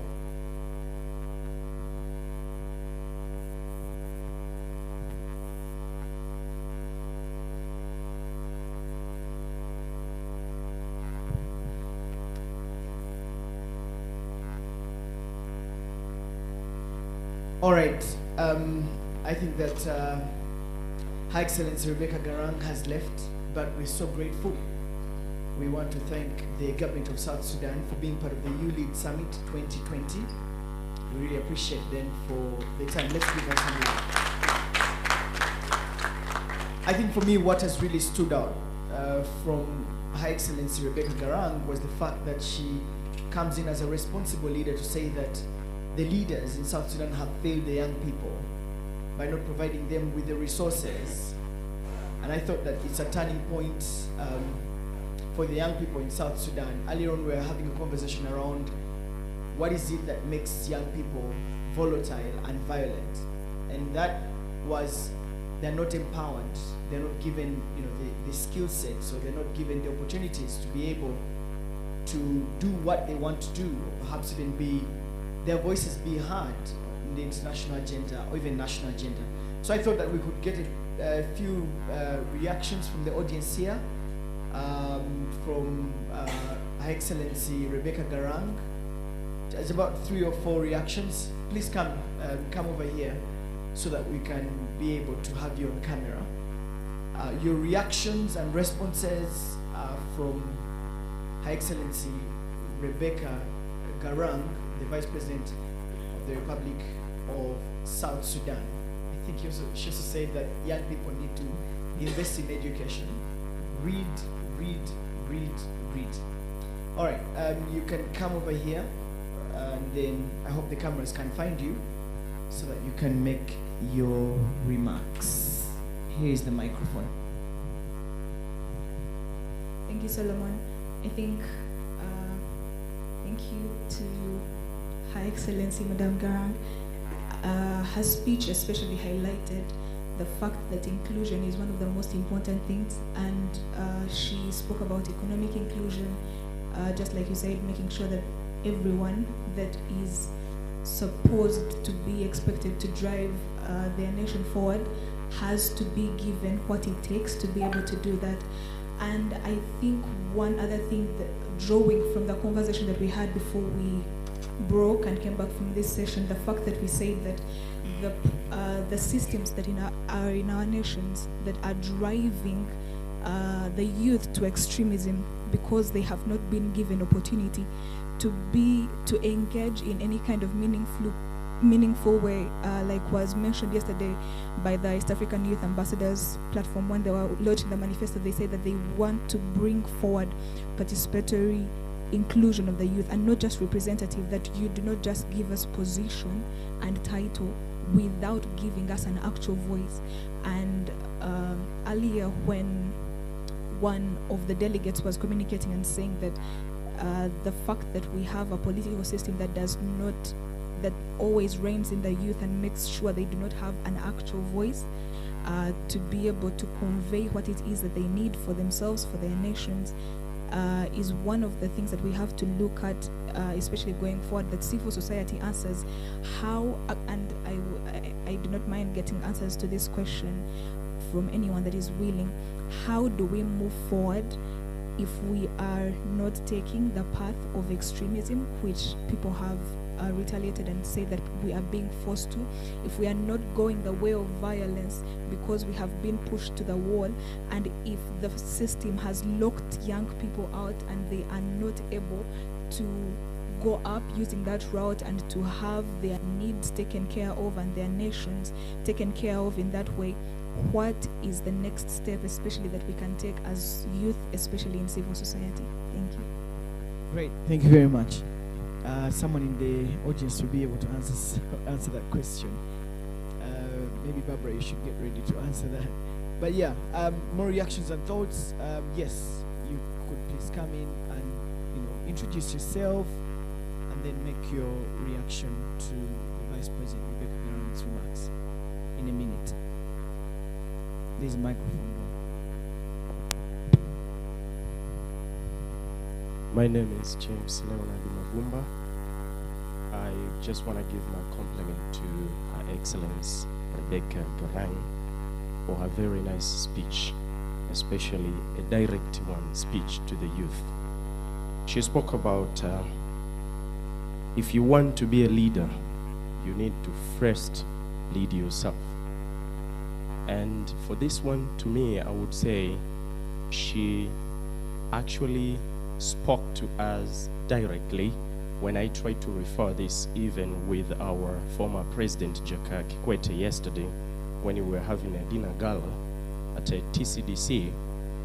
He spoke also about something like this. He said, I have already signed for the National Youth Council policy and its installment, and you guys are just seated here, then go and demand it yourself.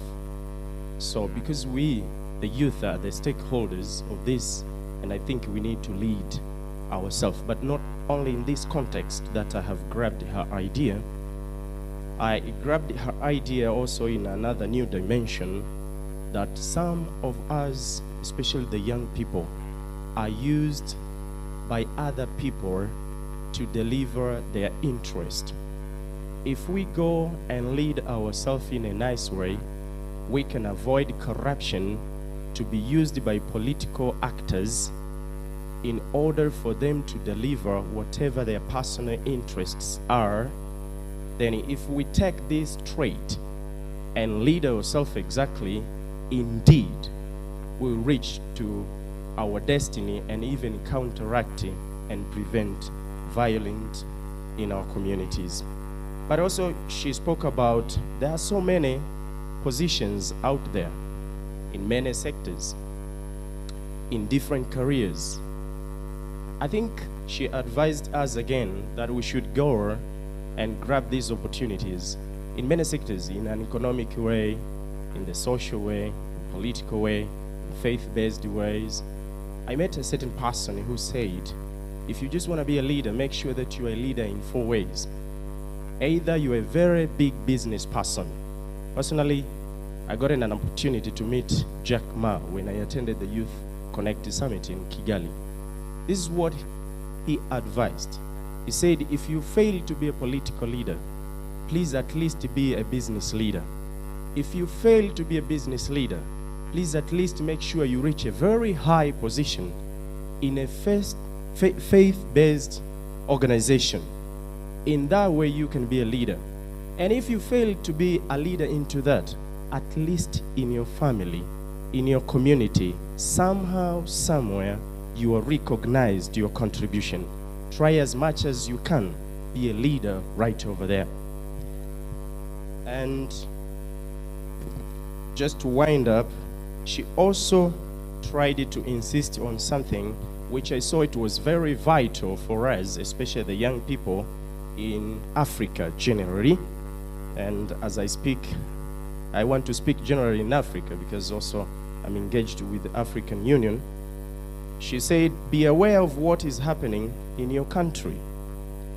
It is very true. Even yesterday here I heard one of the person here spoke and said that, you see, this conference is being conducted here in Arusha, but we have a very few representation from Arusha. What is the problem? The problem is the young people are not following the information and trying to engage or involve themselves in researching informations. Yeah. So, just to wind up. Yeah, in 30 seconds. Yeah, in 30 seconds. She finished by saying education is a key to your future. So learn without discrimination. And I think this is the big context that as the new leaders, the young emerging leaders of Africa, we need to explore and discover and try to research and come up with very nice solutions through education, because even gathering information or being inquisitive, being keen to get new ideas, connecting. There was a person who said, connect is the power of YouLead. So if we connect also is part of educating ourselves. Thank you very much. Thank you very much for your submissions. All right, so we have a peace icon who is live for us from Juba. Let me hand over to my colleague, Zaida, to proceed with that part of the program. Zaida.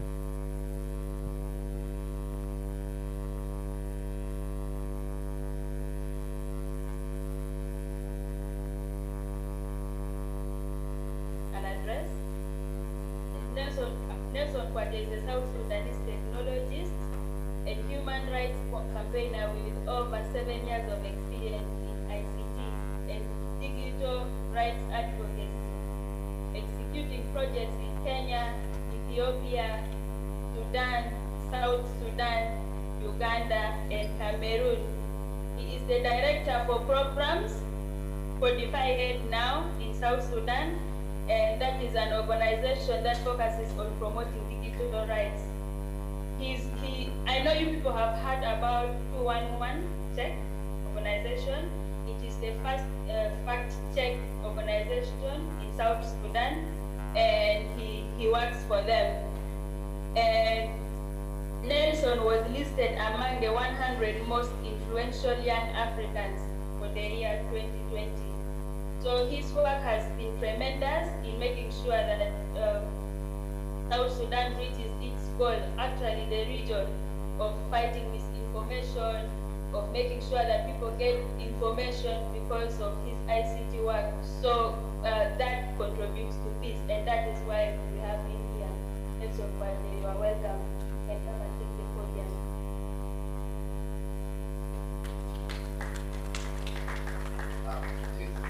Zaida, it's a delight being here. I'm being a part of the peace icon, which adds a lot of pressure to what I'm going to say already. But all the same, it's a delight to be here with my fellow South Sudanese and also everyone else who is in all the other countries, in Arusha and all the rest. As she stated, my name is Nelson Kwade. I primarily started my career in ICT, but then I merged it with Peacebuilding. I currently direct a program called Defy Hate Now in South Sudan and East Africa. We work in the areas of conflict and peace building and how that links to technology. And we currently are active in 3 countries that either have a passive or active conflict. That is Ethiopia, Cameroon, and South Sudan. In each of these countries, we find that there's a conflict of identity. In Ethiopia, it's ethno-regionalism. In Cameroon, it's a linguistic conflict that has been left after the colonial rulers left Cameroon, creating a fictional division that is based on language, but now has rooted deeply into the society and linked to competition over resources. In the case of South Sudan, it's a power struggle linked with ethno divisions that have led to the loss of so many lives. In each of these countries, we find that these divisions created within society lead into loss of lives, and more often than not, we find the youth are the vehicles for executing these atrocities, as well as also being the most affected with this. So at Defy Head now, we try to enhance trust so that we can be able to restore the social fabric, what we call in Arabic, an-Nasidi al-Ijtimai. So how do you restore social fabric in countries where trust has been eroded? People don't trust their neighbors, people don't trust their fellow countrymen, and people don't trust even their governments. So as the youth, we have both the mandate, the ability, and also the experience to do that. I know in a lot of places, youth are not associated with experience because most of the time we count experience in terms of years, not in terms of what you have done.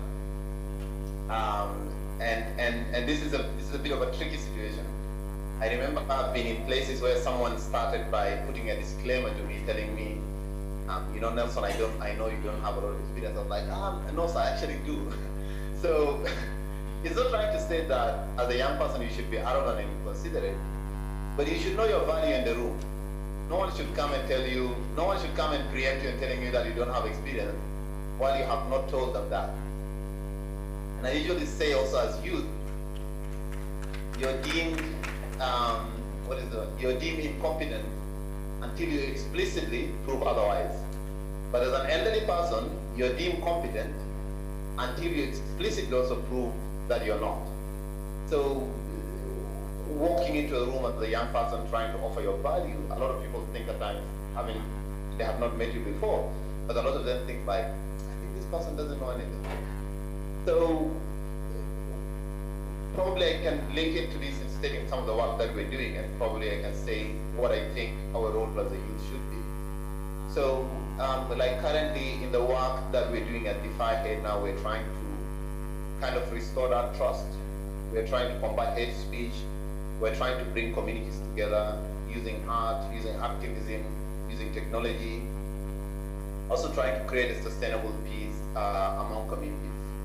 And I think all of us in this room are trying to do that to some extent using different means. But our aim is the same. Like in South Sudan, the word peace is sung in each and every corner. The only thing that we don't have is actually peace. But all other things about peace we do have, apart from peace itself. But it reaches a time where we have to take a bold step. We have to mobilize our resources, we have to mobilize our energy, and we have to mobilize everything that we have in our hand in order for us to make a meaningful progress. I personally, I am unapologetically Pan-Africanist. I remember I was in Kenya some time back, and we had a couple with someone in a public transport. He was telling me like, you go to your country. I was like, no, this is my country. I told him I don't believe in these colonial borders. I believe each and every part of this continent is ours.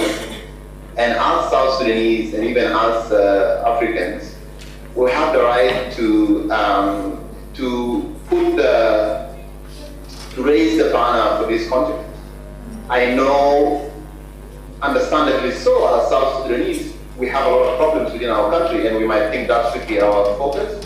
But we also have a continental agenda. We have a continental agenda to ensure that the peace and the sustainability and the prosperity of this continent is in our hands and it's in our hearts. And we also, as South Sudanese, we have one of the things that work for us very well. There are so many things that I know that we have with quality. But one of the things that we have as South Sudanese, we are very resilient. We're very, very resilient.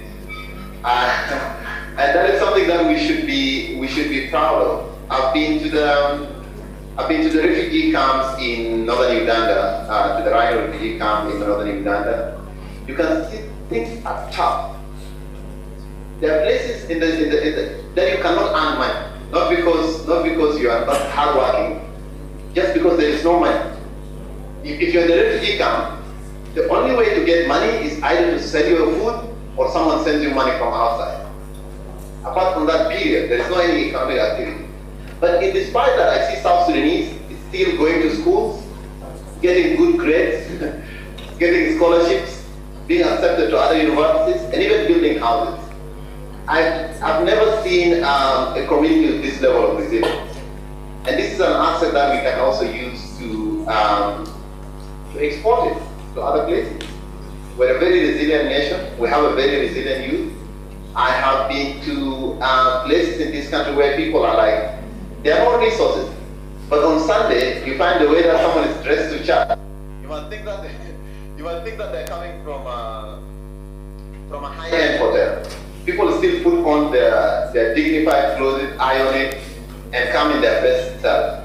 And I think that is something that as South Sudanese that we should be proud of. The resilience, the creativity, and the energy that we have in order for us to be able to make a meaningful progress. And I'm very sure we'll be able to do that. I'm very sure as a nation we'll be able to do that. I'm very sure also as a nation we'll be able to make meaningful contribution to this continent. And it's a delight to talk to all of you. I will take questions about the pact now or about the work that we're doing, but that's my address.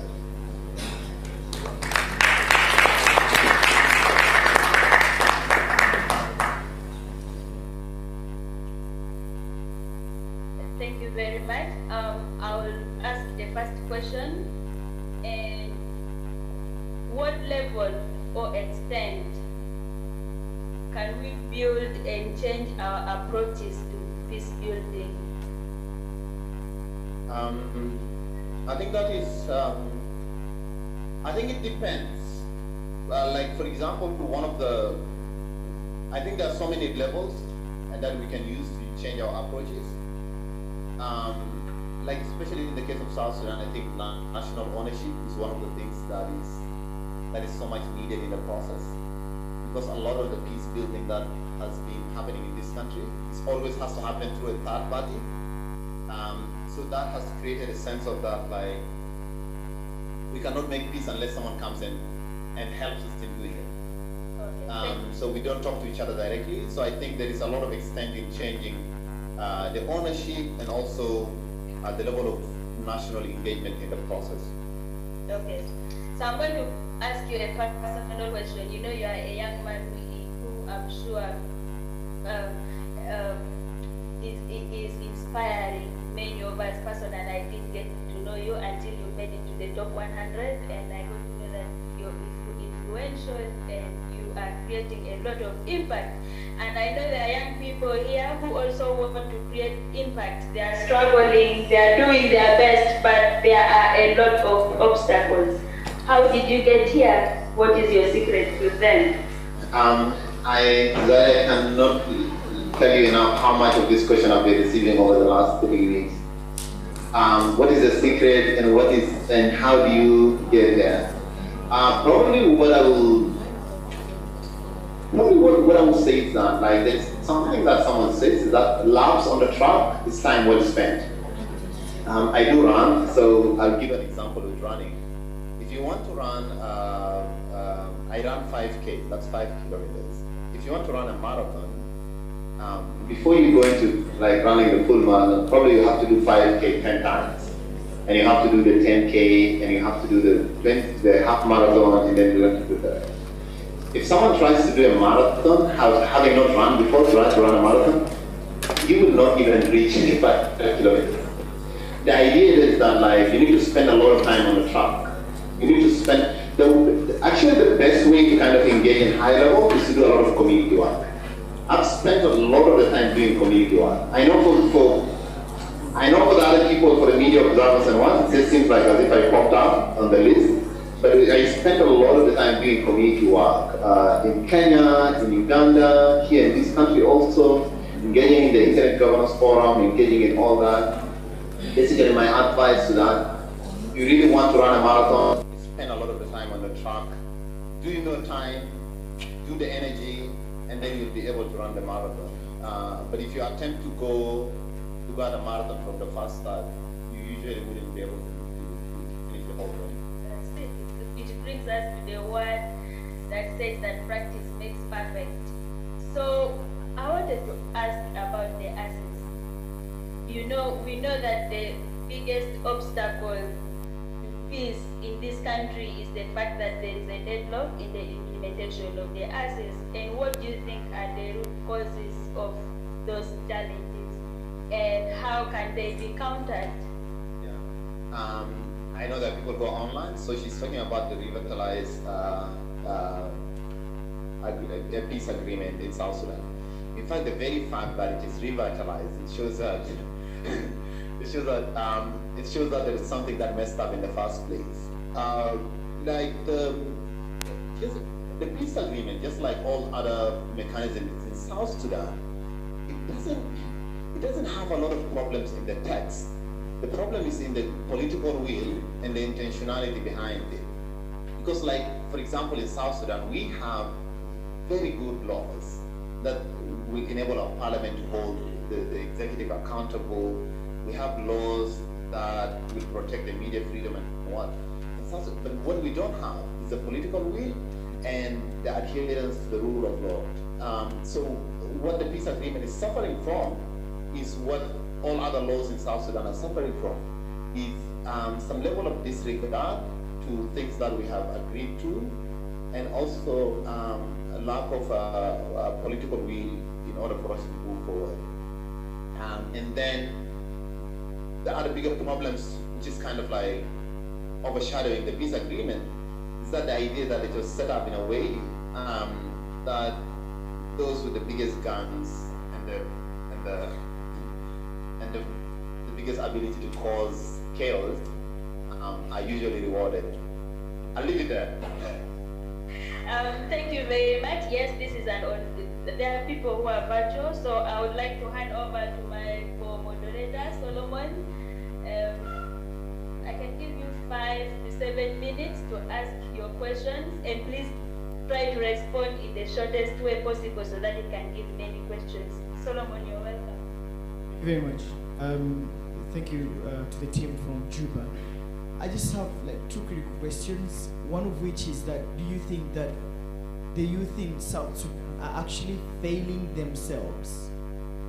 Have the youth strategically positioned themselves to take advantage of the opportunities that may arise as South Sudan retakes off or gets a rebirth as the peace returns to the region?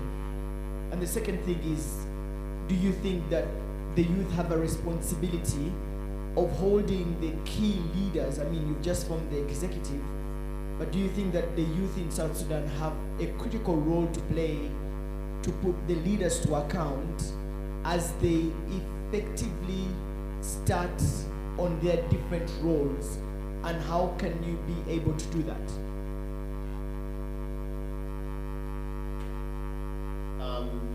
So yes, have the youth in South Sudan placed themselves strategically?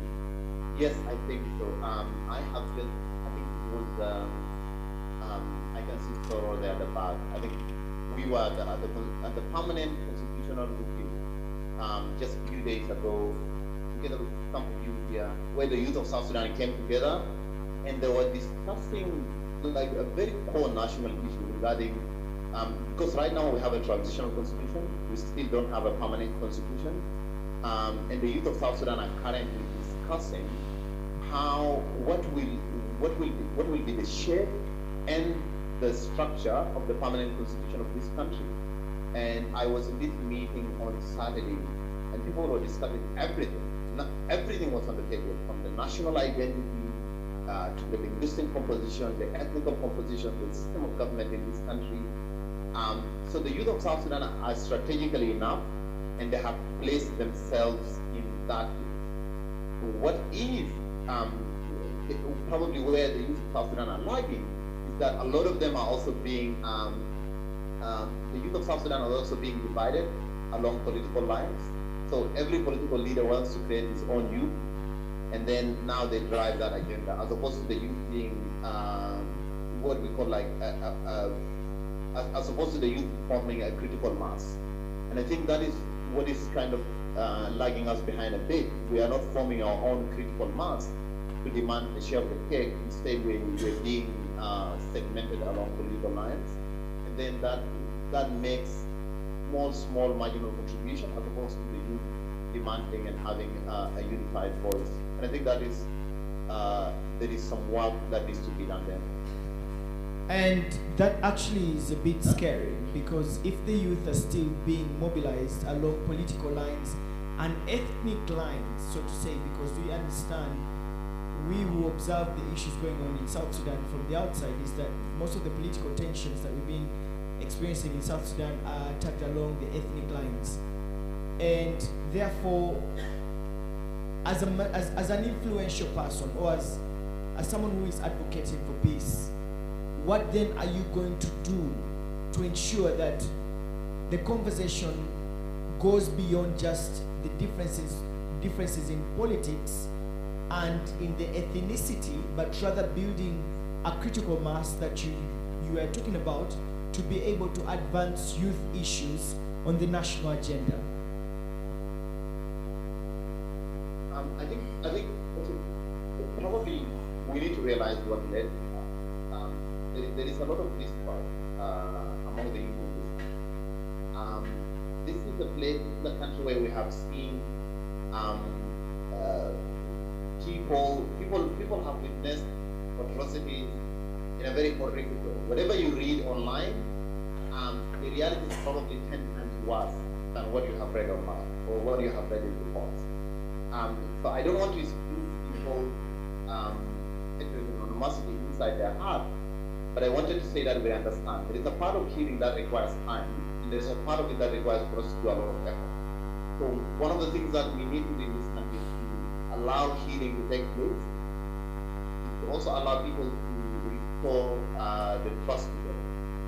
One of the things that we will try to do, probably from my platform, is to try to ensure that like every opportunity that we're given to speak or to engage, to ensure that there is first of all equal representation of voice, and there is also equal opportunity to everyone, irrespective of your ethnical background, irrespective of your political class, also as irrespective of your resource background. So we need to level the playing field so that we can hear as many diverse voices, and we can hear as many unique experiences to the table. And at times, and this is not happening right now. We need to have more of that. And you mentioned something very critical here, because you talked about that there is need for a healing process. Has there been any form of peace and reconciliation committee or process that can be able to sort of provide a platform for young people who perhaps have memories of the atrocities that were committed to sort of speak out and speak up about, you know, their history, so that they can then begin the healing process? I guess my question should be is there an avenue that has been put in place to start this healing process, to sort of phase out, you know, the issues brought about by the political and ethnicity agenda, which was very critical in the atrocities that were committed in South Sudan? Yes, there is. Yes, there is, but there are also challenges. Like South Sudan has just concluded or released a report for the national dialogue, irrespective of your feeling about it. So South Sudan has had a national dialogue that has been going for the last 1 year plus, and it has just kind of concluded the conference, and they released a report. And the national dialogue had a very wide mandate, basically look at all the things that led to the mess up of this country. Part of it is the conflict, but also part of it is the structure. Unfortunately, like other mechanisms in this country, even the national dialogue itself didn't have 100% participation from all the parties that are involved in this. As I said, just because of the issue of the misfile, people even are mistrusting the mechanism that are supposed to be about that. The other thing that is happening for avenues for healing, we have seen women in this country leading a lot of work. Women and young ladies, meaning the mothers of this country, they have been leading a lot of processes on different mechanisms to create healing among communities. And that is something that is happening in a very, what I call micro level, but it's also very effective. Because at times you find things that are done at a national base, and at times omit some parts of the problems. But there are a lot of work that is being done within communities. There are communities that are being restored. As I talk right now, I think someone can correct me on that.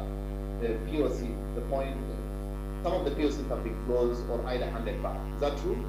Yeah. So we had some internally displaced camps here in South Sudan that have been created post the conflict. And some of them have either been vacated or some have been handed back to the government. Of course, that doesn't mean everything is rosy, but at least it means that to some extent, people feel that no one will come and attack them tomorrow morning. It's a good sign, but still there's a lot of work to be done.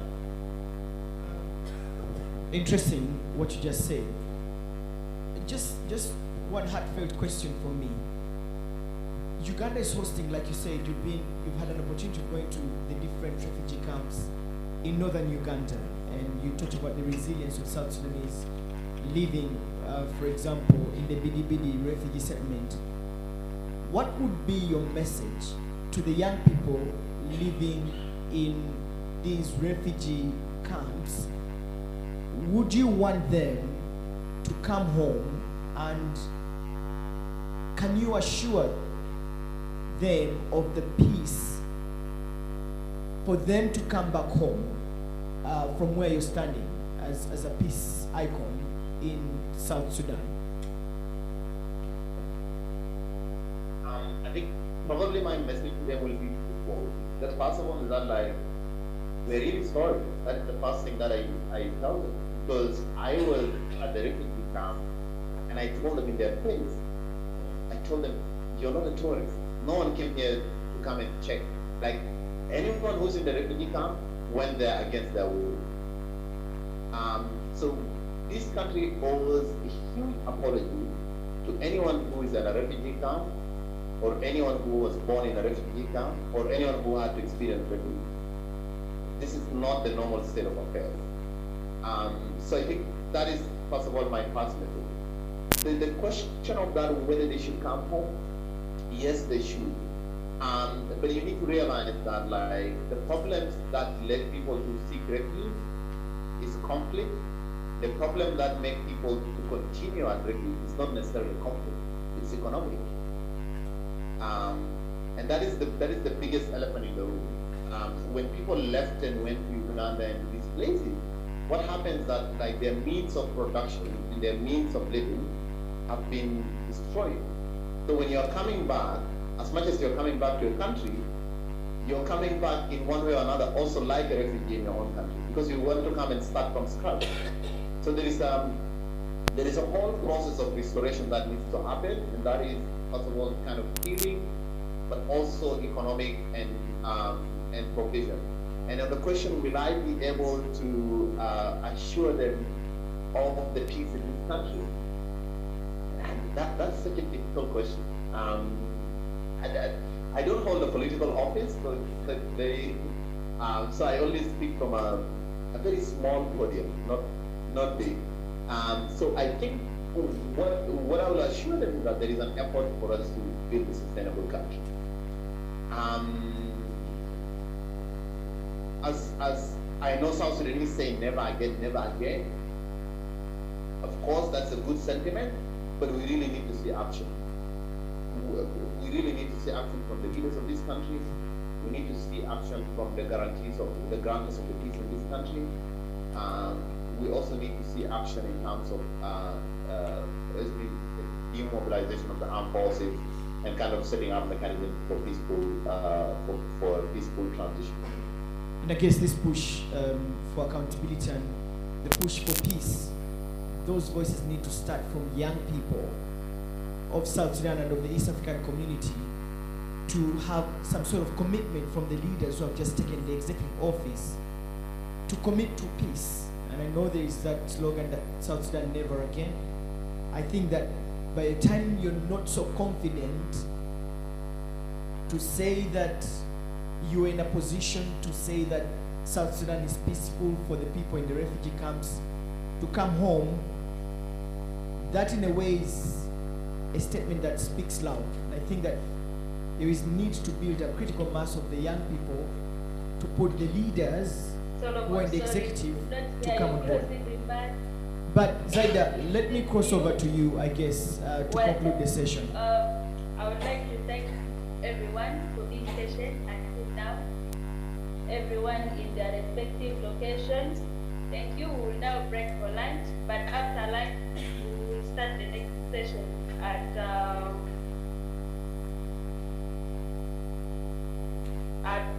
2:20. Nelson, thank you very much for being here and honoring our invitation. Let's go and enjoy. All right, thank you very much, Nelson, and thank you for the team from Juba. You've done amazingly well, and we want to say a special thank you to Annie, and a special thank you to Emilio. Thank you very much for being part of the conversation. It's really been candid. Let's break off for a break, and then let me just perhaps for housekeeping, let me ask Stella to perhaps come and talk about the breakaway sessions after lunch, so that we know what to do after lunch before we break up. Stella, do you want to talk about it? Basically the program after lunch, because where the breakaway sessions, who is discussing what, just, yeah. Good afternoon, everyone. Good afternoon, everyone. I suggest you enjoy this moment. These are the rare opportunities you hear my voice. So enjoy it. I actually cannot give you the details of the breakout sessions, but what is happening is that there are breakout sessions happening here and in Burundi and in South Sudan, different sessions. The sessions here shall be coordinated by, I think, 3 different organizations. So let's come back early, like in good time after lunch, and then you'll either be briefed by Abella or Beatrice. Sawa? Oh, no, I'm actually not proposing a time. I'm telling you exactly what time you should be back. Notice how you got late after tea and you found the session had gone 3/4 way, right? Let's just keep time. The time to Okay, Franklin. Okay, Franklin. Okay, Franklin. Franklin, my enemies have paid you to finish me. I shall retaliate by giving them double the briefcase. So we are coming back at 2 sharp. So do your best to eat your food quickly and be back here at 2, so that then you can get your briefing and proceed to the breakout sessions. Is that a plan? Sawa sawa. Aya, tunane sanane basi. Asante sana. Franklin, pay for your sins, please.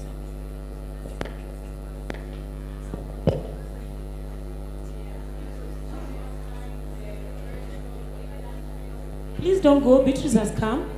You can get instructions now. Please, just a few seconds. I know there's a lunch protest, but I beg, don't lift your placards. We are going to pay the organizers of your strike so that you'll have no leadership. Jamani, poleni na hongereni. Baada ya lunch tutakuwa na breakout sessions zinafanyika room tofauti EAC. Utachagua session of your choice. Kuna ambazo zitafanyika online na kuna ambazo zitafanyika physically hapa. So nitakutajia ambazo zinafanyika hapa na ni room gani, na kutakuwa kuna ushers na kuna watu ambao wanasaidia kufika katika hizo vyumba. So resource development wanafanya workshop around SDG, inafanyika VIP lounge ambayo iko hapa chini, hii floor, ground floor. Ukitoka nje unafata mkono wa kushoto, last room. And then TBI wanafanya workshop inaitwa Building a Culture of Tolerance. Wako floor ya kwanza, room 1303. And then TYVA wanafanya a workshop around anti-corruption, inafanyika katika hiki chumba. So mtachagua and then mtaingia na mtasign registration forms. Asanteni na karibuni lunch. We want to do a quick checkout to understand if there's enough appetite for all programs. For lunch there's an appetite, right? But we want to see if there's enough appetite for all programs or if we should reduce workshops, okay? Because we have 3 workshops and physically here. So I want to see, by show of hand, who will be attending the anti-corruption workshop. Good. So who will be attending the Culture of Tolerance workshop? Good. All right. Who will be attending the SDGs workshop? All right. I think it's split. All right. It's split. So we are not canceling anything.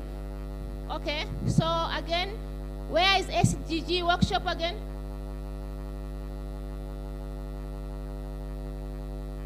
And where is Culture of Tolerance?